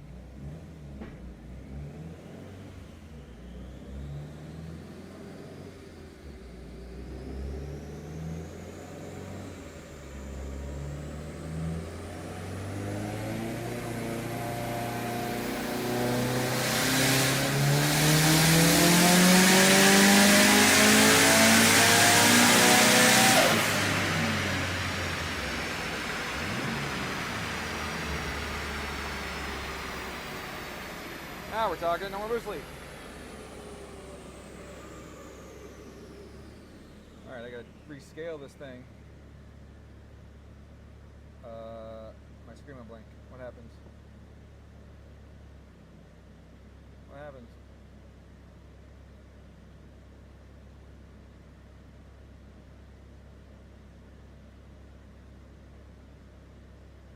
Oh, the guys turned the screen on in the fucking in the room out there and totally fucked me up. Alright, so there was a little boost surge in here as I came in, so I gotta fix that, but yeah. Oh, god damn it. Is that my...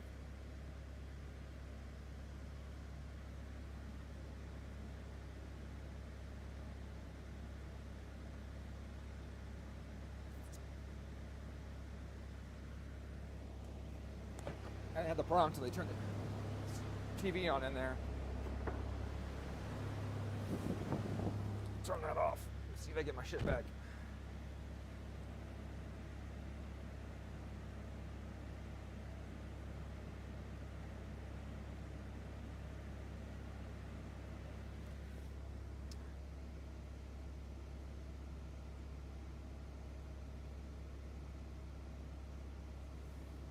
All right, let me get to these comments really quick since I did.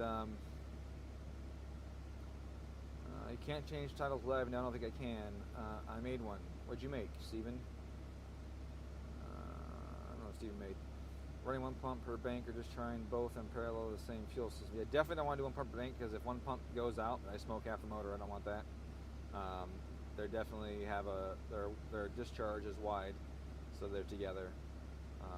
509 wheel horsepower, yes. 2.3s everywhere. Yeah, and I made the 2.3 popular initially, and then they faded away, and then Travis was trying as a 2.3, now everybody wants one, and they act like they've never heard of it before. I'm building 2.3 since 2006. Like, it's super annoying. Get the horn working. It's not my job there, I don't know. E-boost, she sounds good. Just add extra $500 to the 87. I assume that's a screen. I like the factory cluster though. Can gauges sound awesome. They are super sweet. And Kaka La Kamaka gives me $19.99 for 19 pounds. Right on, dude. Well, thank you for the donation. I appreciate it. I always put these donations towards R&D for the other stuff they got going on. So I appreciate you making all this this possible. And Mr. Physical says, "Hey Dom, hey dude, how you doing?" So 523, that ain't bad. I got some boost to figure out here in the mid-range. I might need to drop some timing right there. Torque looks a little higher than I want it to be in that zone, so I might have too much timing on it. But you can see here on the boost page, we got a little wiggle. Expected to get that. 2 reasons. First, we can look down at our boost control system and see what's going on with each of these. Which one is trying to do what. So proportional is trying to add boost, then it approaches the target, and you see it going down. That's good, that's what it's supposed to do. Derivative didn't do much at all, actually. We approached it kind of slowly, and derivative gain is set kind of low. Typically have that like 1.8 or something like that. I didn't want to go with too big of a jump immediately because that can create oscillations when we're in boost. And we see the integral tried pulling down the duty cycle because it says that this is too much, and we can see here I have a big jump between here and here, and that's why I hadn't loaded it this low before like I did in that last run, and loading it that low meant that 29 was too much.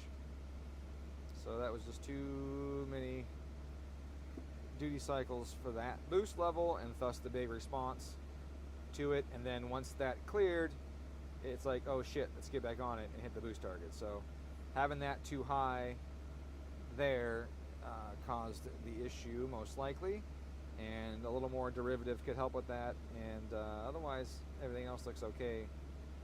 Integral could be a little more aggressive, but again, you go too aggressive integral and you quickly develop oscillations. But I'm going to double my integral. Now that's something to keep in mind. I say that in most of my streams. When you change values in here and you go from 0.1 to 0.2, is that really a small change? I don't think so, because I technically doubled it. So now my system is going to do twice what it did before. Even though it's 0.01 to 0.02, that's still twice as much integral as I had before on the previous one. So keep that in mind. I went from 1.1 to 1.8. That's a huge change. Like that's 70% more basically that I added to it. So that's going to be a big difference in derivative action. And that could induce an oscillation. We'll find out. But it's important to keep those things in mind when you're doing this, that, oh, I went from 1 to 2. That's not a big difference. It's double, right? So keep that in mind. This here, I can extend this a little bit. Let's go to 4 on that. Let's see how that behaves. So that could help with the boost quite a bit, hopefully. We'll find out. No, that's active. No, that's active. That's all good. That's all good. Once the boost oscillation settled out, bam, we laid on our target. Look at that. We laid on our target, and our integral only had to add 2.5 to 2% to keep that boost on target. So that's good news. And doubling that integral might create too quick of a slope over here and make this oscillation, or create an oscillation here. So we'll find out. Be sure to watch that on this next poll. Our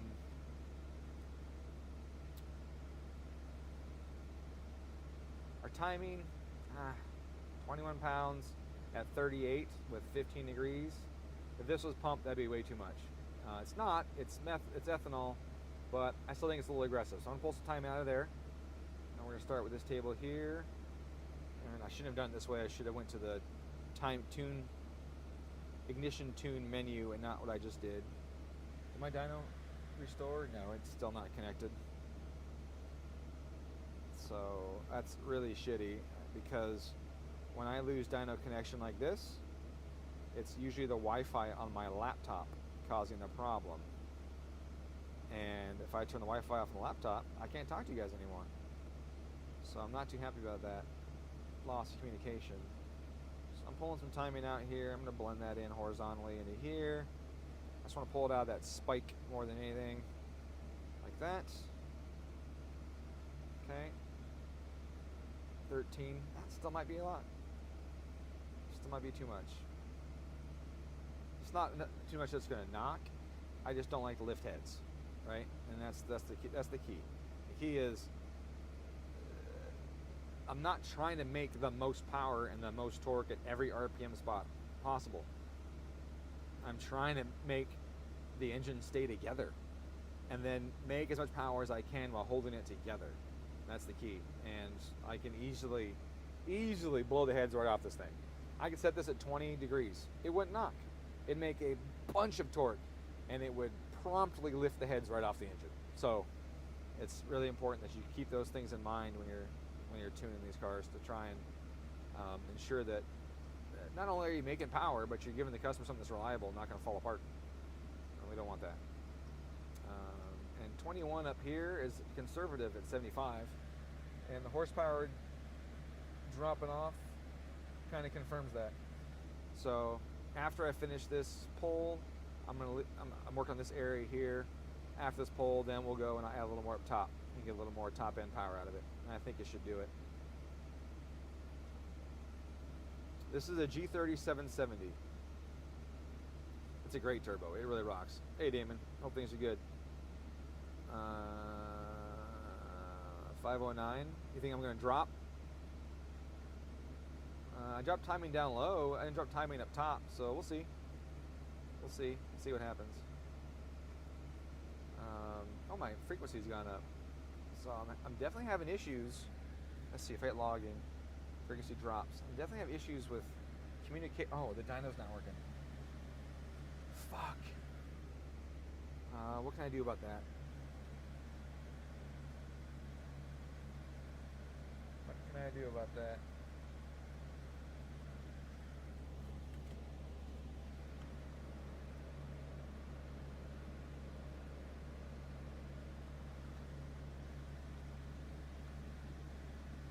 The TV, it dropped out. Fuck.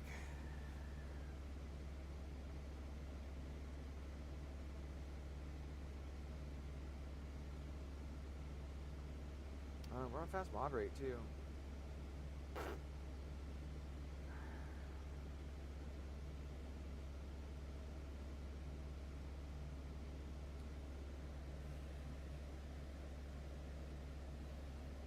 Shit.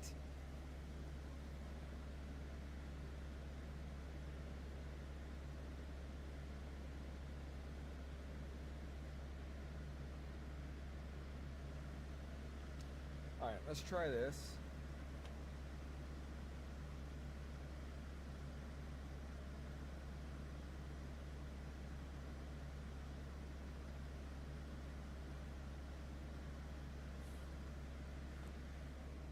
I'm gonna try to turn off the Wi-Fi on the dyno computer. And while that sucks because you can't see it on the screen, that sucks less than if we which one is it for this?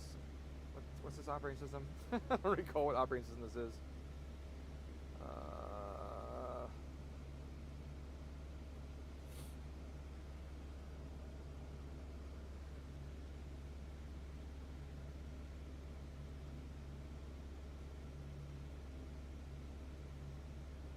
That wasn't it. Boy, I forget when you change operating systems how things change. There we go. Gotta get used to which other ones they are. So that should crash. Alright, so I lost that. Let's see, will my dyno restore connection?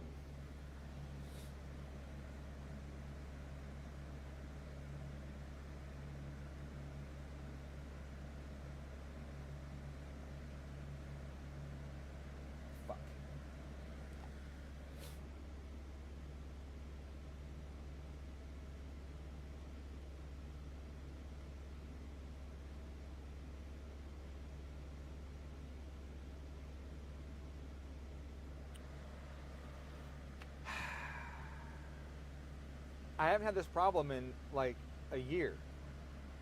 And the problem is the Wi-Fi on this laptop somehow is so powerful, it shuts down the connection between the dyno computer and the dyno module. I have no idea how. I have no idea why. But if I turn off the Wi-Fi on this laptop, I will get connection back on the dyno computer.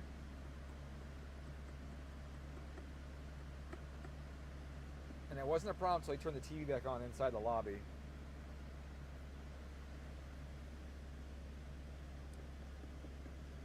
Turn off the TV in the lobby!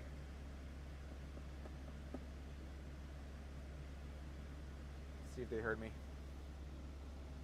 Because I don't want to turn off that TV. No, off. No, it's on.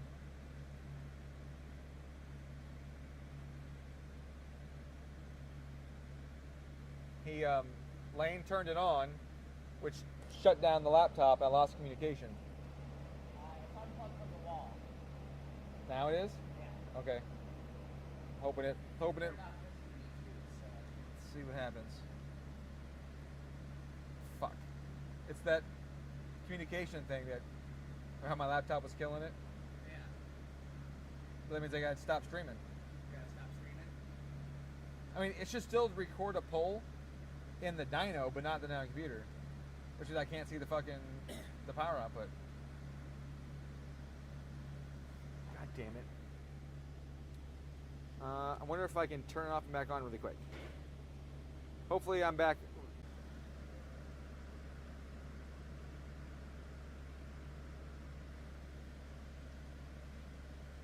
I think the stream's still active.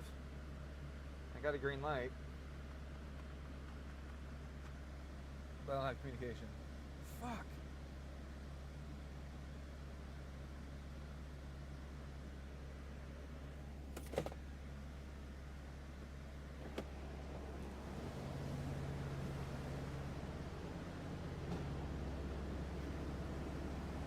Ground straps are on.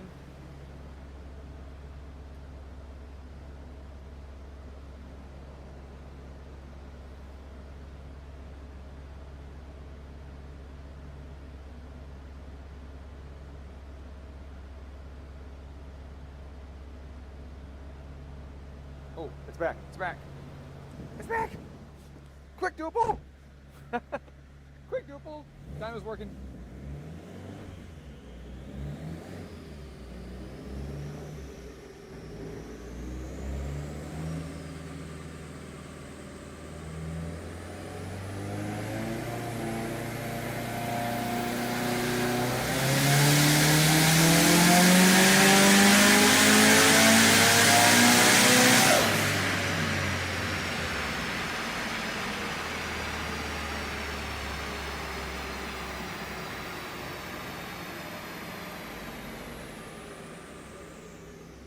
What the fuck do you mean no max power?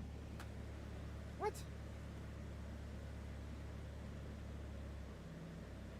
You just did a pull. There it goes. Okay. Less wiggle, 525 wheel. Alright. Less wiggle, 525. Alright, let's see. Where are we at? Fuel, 7677. So we need to add a smidge of fuel through this area right here. Timing 14, 15, 17, 18, 19, 20, 21. Okay, that's pretty conservative for this much ethanol. I like that. Some guys will run that much timing down here. And like I said, lift the heads right off. I got a big chomp taken out of the graph in the middle though.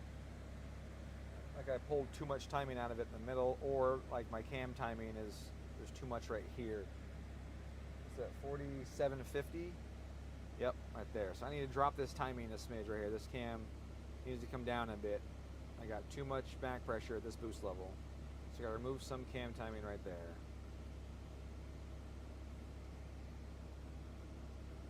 Right here.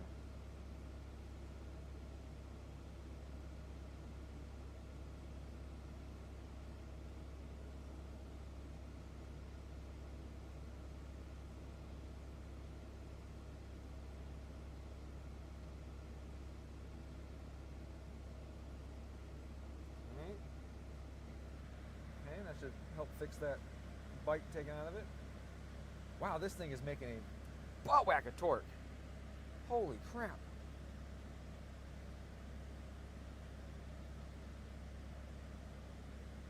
Dude, this 2.3 is making so much freaking torque. I can't even, I don't even understand it. We're at, oh, we got different scaling on the graphs. Oh, okay, I'm like, holy shit, what is going on? One's at 600 and one's at 500. Let me fix that. There we go. Whew, man, I was really trying to figure that out. I was making 600 pounds of torque. Wasn't that? I had the scaling off. Okay, that makes way more sense. That looks better. This thing's gonna freaking rip though, let me tell you. Okay, so adjusted cam timing right there. Let's go back to my log. And timing here, 7:21. Let's look at my knock map real quick, see if I got any action. I do have it pulling timing right there, interestingly enough. That must be from a previous run, pulling timing right there, even though there's no knock at this run. So that could be a beneficial pull, like from before. Maybe it needs that. I doubt it, but I really doubt it because it's 17 degrees at 6,000. That's nothing. But it is lean right there. It does need fuel right there. Let me see. It is a smidge lean, yes. Yeah. So we're at 8.1 lambda. Oh, I got a message.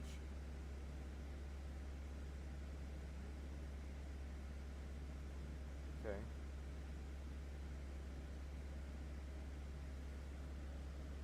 I mean, it's not that bad. I'll add a little more fuel to it anyways. I know that the owner there is not the nicest to it, and he's railing on it, so let's richen this up.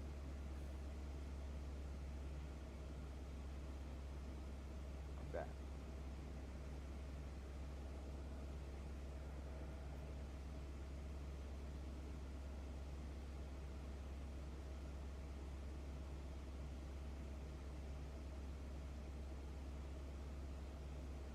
Okay. Add a little fuel to it, see if that helps.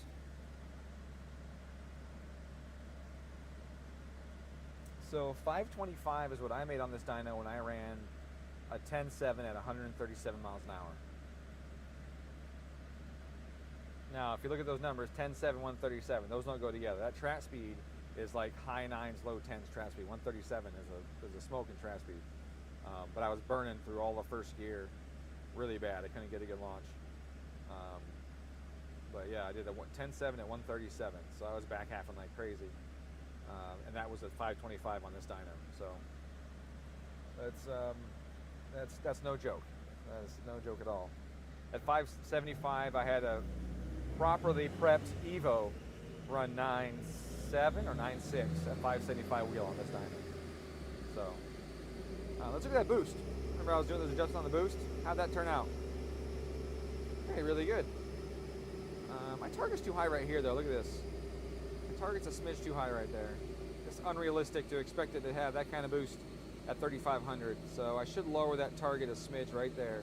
But otherwise, you see it just came right onto that target and looked good. Integral, a little aggressive. Remember I said I might induce an oscillation? Look at that. I doubled the integral and I did induce an oscillation. And that's 0.01 to 0.02. And that's the oscillation I induced. Crazy, right?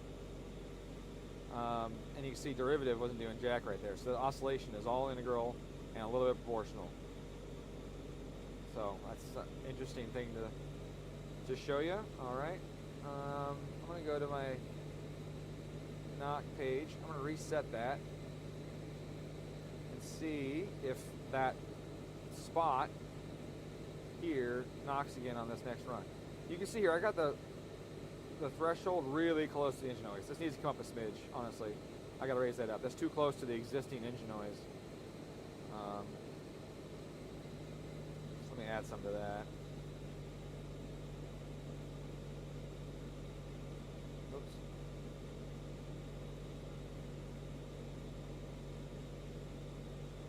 Like that. Okay, give that a shot. And I do want to add a little bit up top. I do add a little bit of timing to the top end, closer to that 7,000 area.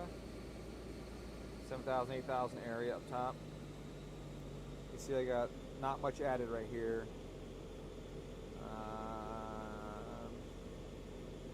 So 18, okay, so that's got a little bit added there. I'm gonna add a tiny bit. And we'll go like this. Right there.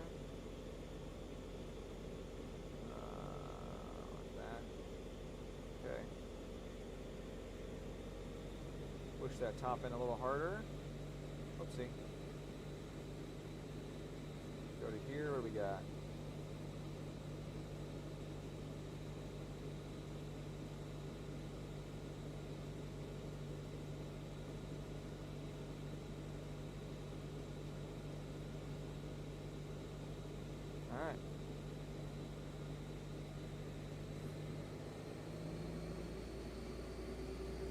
See how that does. See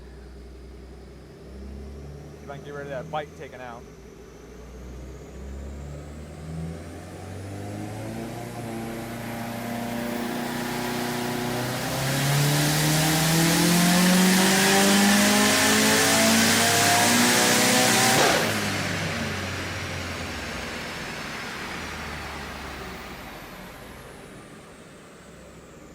Alright.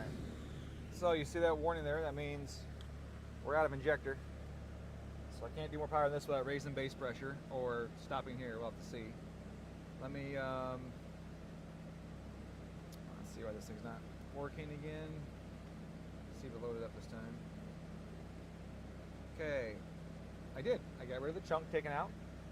Got rid of the bite taken out of the torque. There's a little wiggle to it, and it doesn't look like it carried any harder, honestly. So I don't need that timing up top because it's not doing anything. Bring the last one up. No, yeah, we did not pick up any timing up, any power up top. So I don't need that timing that I added. I did add fuel, as you know. I went with a richer target, and it's quite a bit richer. Yeah, look at that, quite a bit richer. Yeah.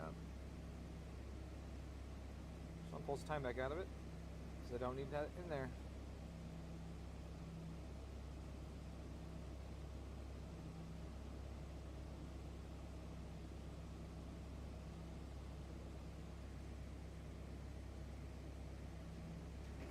Another banger product What's that? from a stellar company. Is that sarcasm? Check this out. That sounds like sarcasm. So we have a intake volume here 22.7. One second. Okay. without a name on it, right? What the fuck?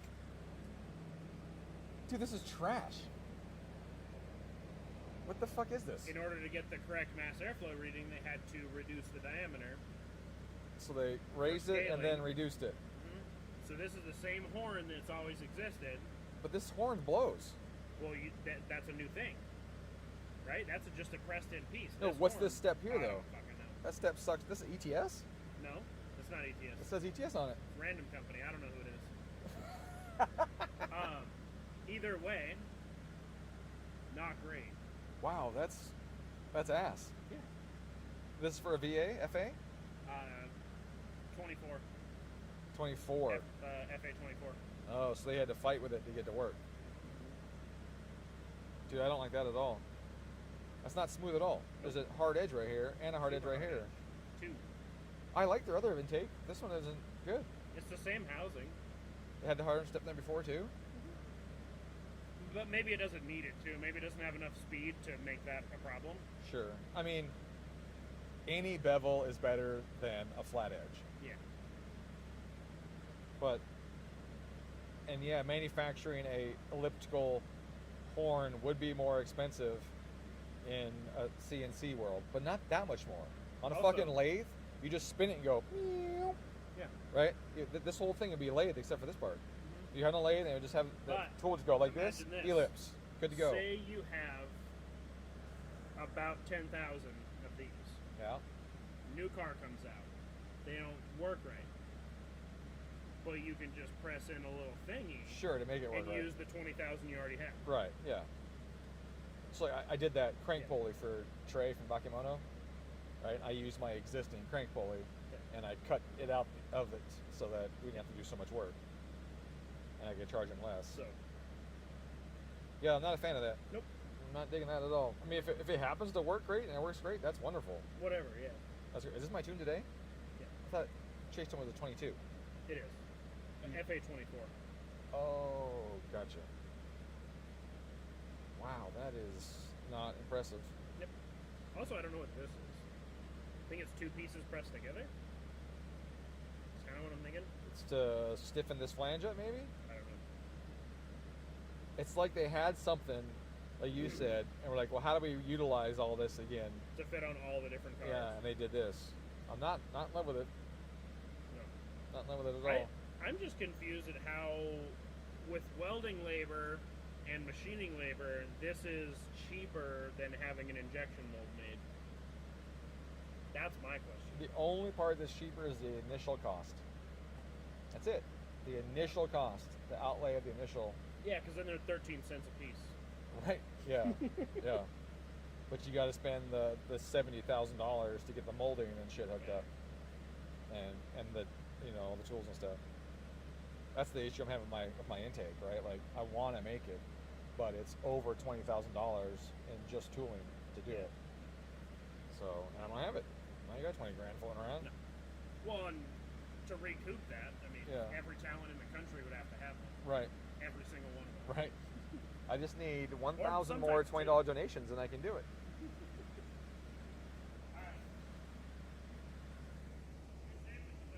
Yeah, I know. I got to eat. I'm starving.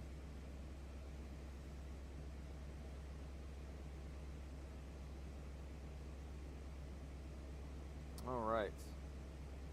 All right, let's look at this. All right, that looks good. Timing is more up top. Like I said, it did nothing, so I just pulled it out. There's no point in having it. No point in trying to lift the heads off an engine for no reason. It did nothing. How about this? He gave me a little spiky there. Gave me a little spike.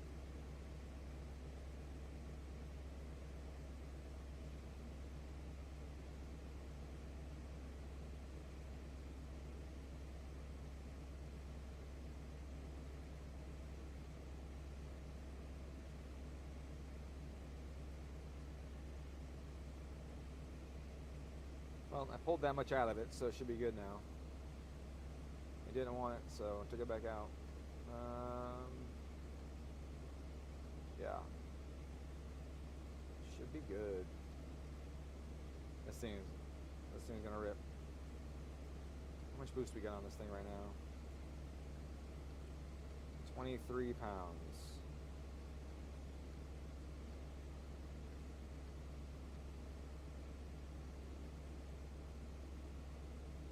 IAT 102, okay? Fairmount's doing this job. Finishes off at 102. So I think I raised the boost, huh? What do you guys think? Is this enough power? Or do I go for more?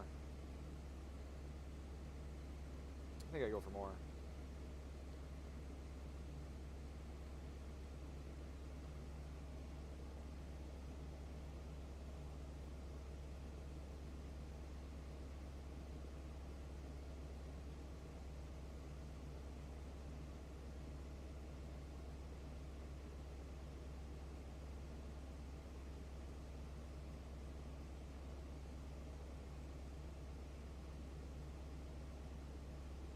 What did you just do? That was weird.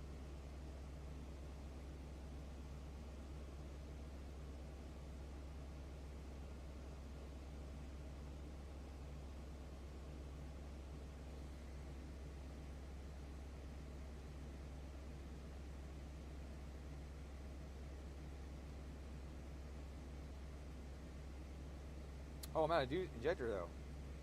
I can't raise the boost. Shit.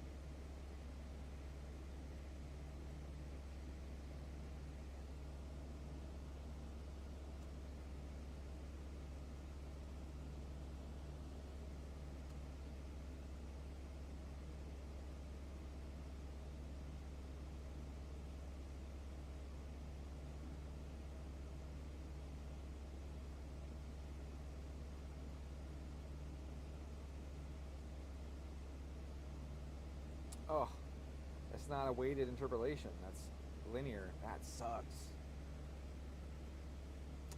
That sucks. Okay.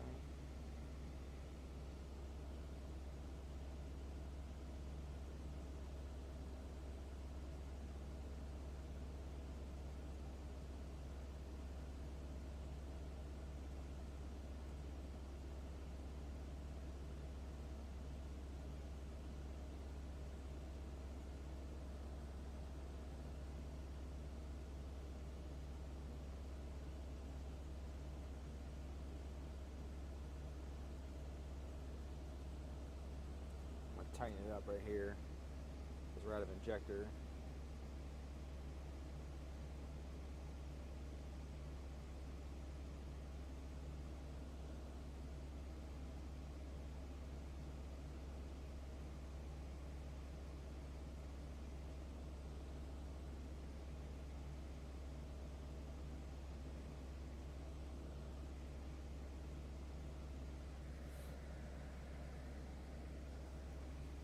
Now we're out of injector.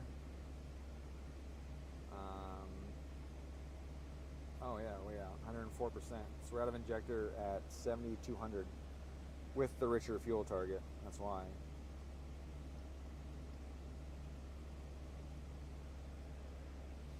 I can pull a smidge out of fuel, but I don't want to pull too much out of fuel.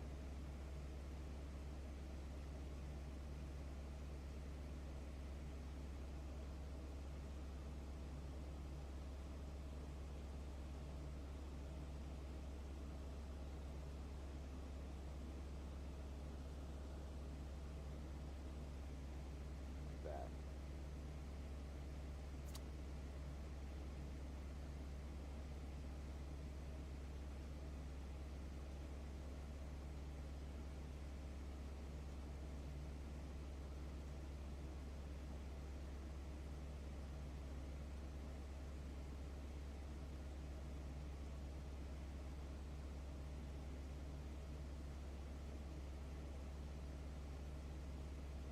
$37.7.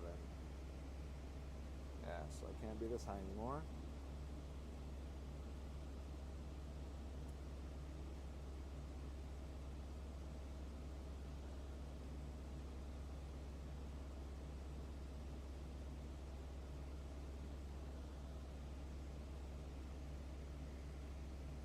Oh, I fucking god damn it. I thought I was on my boost target.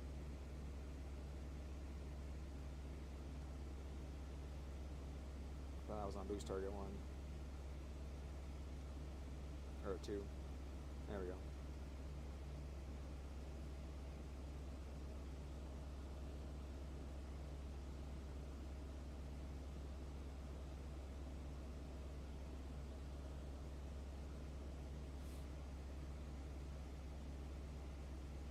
There we go.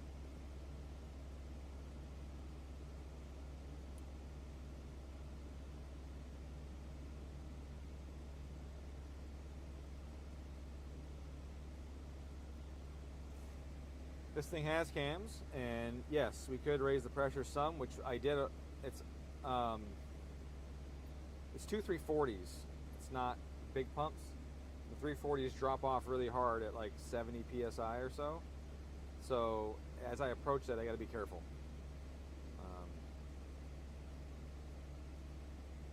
So I got to be careful with that.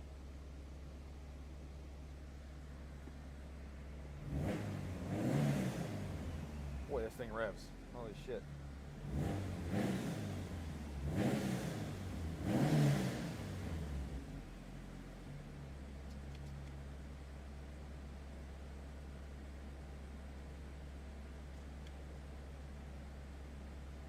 This thing is quite responsive, let me tell you.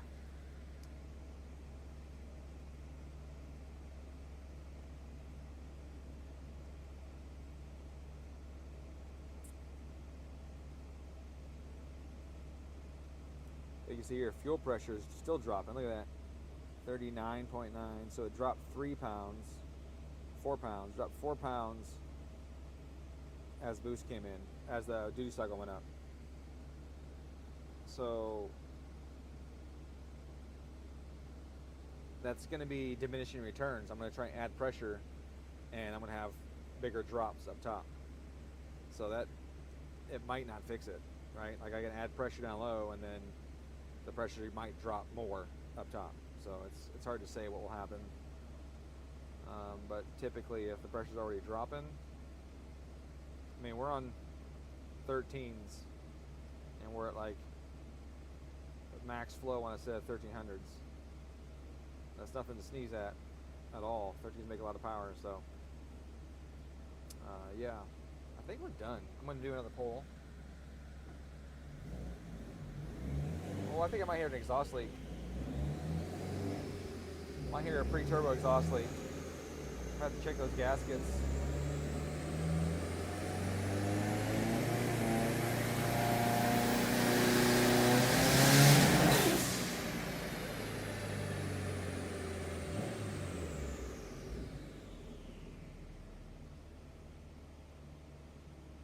Okay, so I got a cut.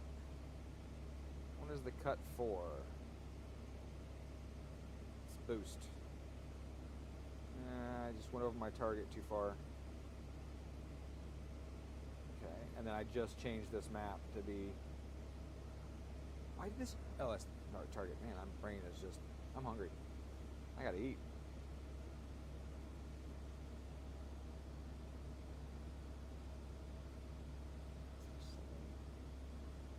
$31. So the boost just went over target a little bit, and tripped the fuel cut. So let me adjust these.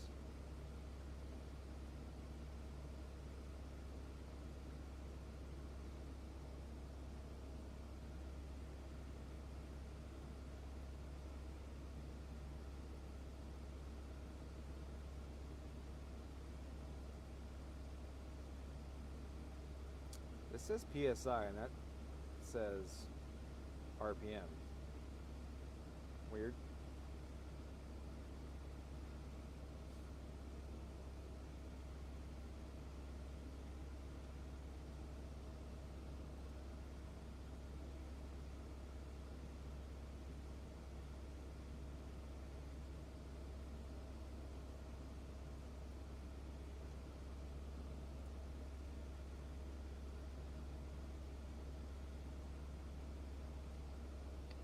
Second, yep, I like that.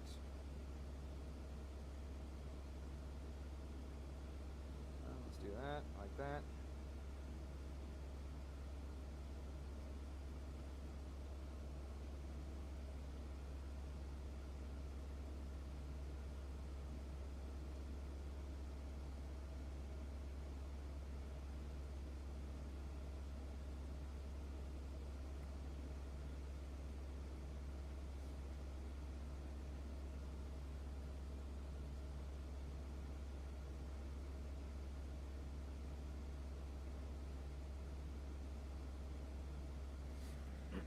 That should give us a little more leeway.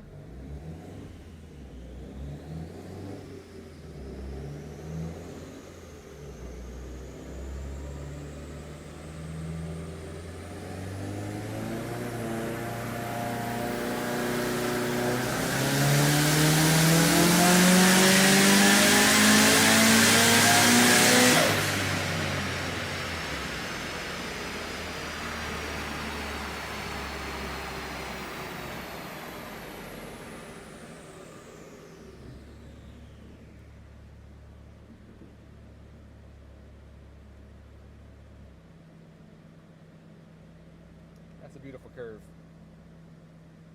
Very, very beautiful curve.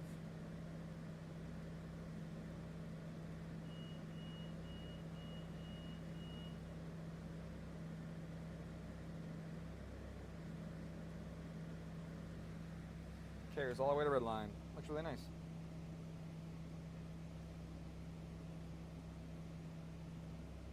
No check engine light that time. Vector duty I got down to 93. Okay, so I can add a little boost back into it. So I pulled some boost out of it. We can add a little more back up top and see how that goes. Okay. God damn it. Keep doing that. Keep seeing I'm on this page and thinking it's the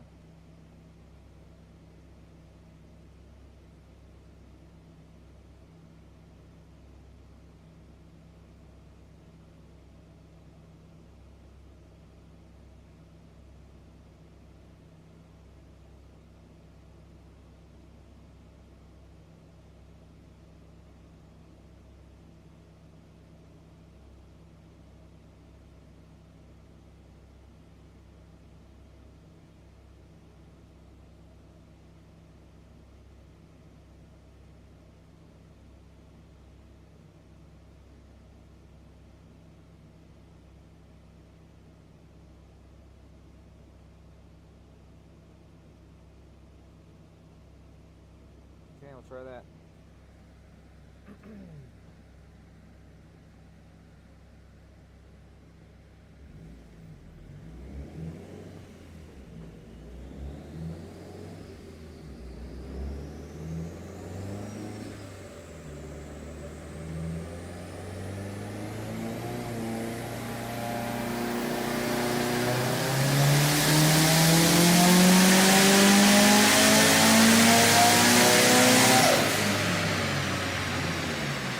Felt spicier.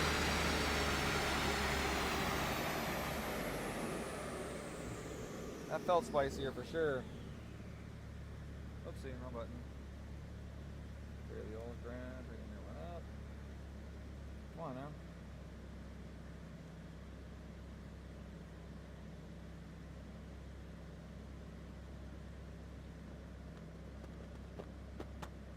Definitely spicier. 535 there. Got a lot of integral here. Looks like we're nearing the end of the turbo.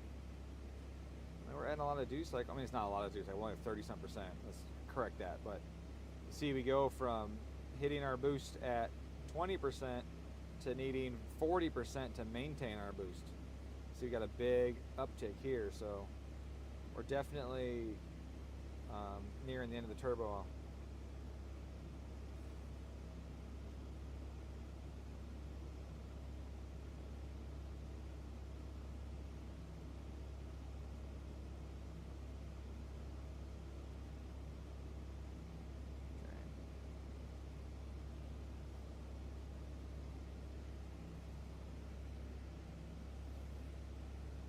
I know that this turbo on this dyno is at its speed limit around 550 to 580 wheel on this dyno. So I doubt we're at the speed limit yet, at being at 536. But we're definitely out of fuel. And the pressure's still dropping. Not as bad though, didn't drop as much. Oh no, still bad. Still, ooh. Yeah, still dropping a lot. 98.5% the duty cycle. Right on that fuel target though, within a few percent. I like that. That is just laid on there. That's really good. Timing is 20 degrees of red line. That's not much. 14 and a half here at peak boost. Right here, that's looking good, honestly. This is slightly higher compression ratio than your regular 8.225. This is like 9 and change to 1. That's why, if you're surprised by these timing numbers, that's why they're lower. That and it's a de-stroker, so both of those things definitely play into it.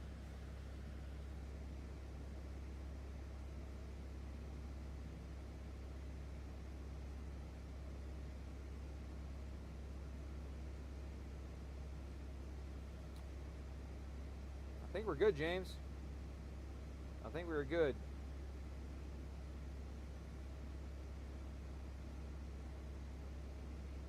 I don't recall what I had this one set at. 20 something, 23 maybe. This one is 25 hertz. So 25 hertz on this one.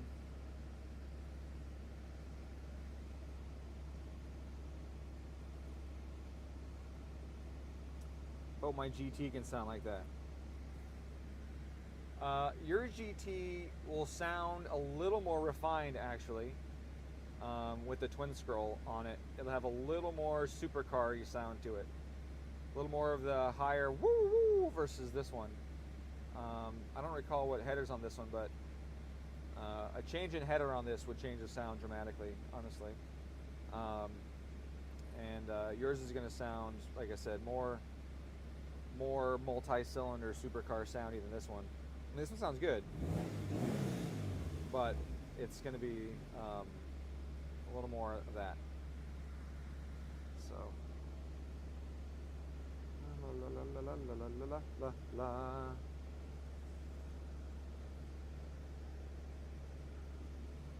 Oh yeah, let's check the knock on that one. See how that was. So this is the previous learned that we saw before.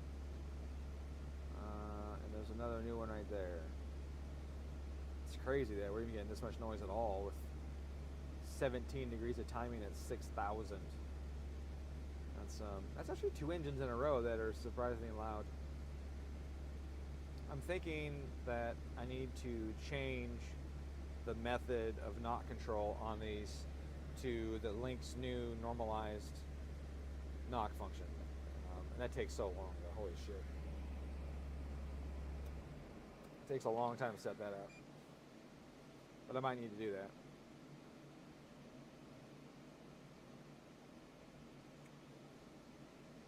Alright, for now, I am done.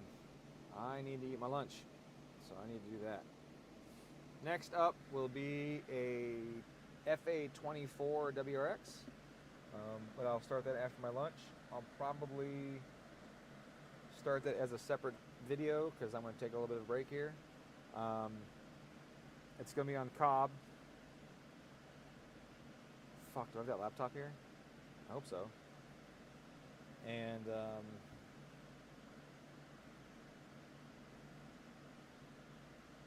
yeah, I don't think I'll be streaming the Cobb screen. I decided a while ago not to do that, so I'm not going to stream the Cobb screen for that. I will stream the dyno. I will stream the dyno screen, and since I'm on a different laptop, that other laptop Wi-Fi doesn't knock the dyno out, so I should have no problem showing the dyno screen on the other one and all of that. So that should be good for that. Cobb is pretty much the only option for the 24s. Yes, that's correct. Yep, that is correct.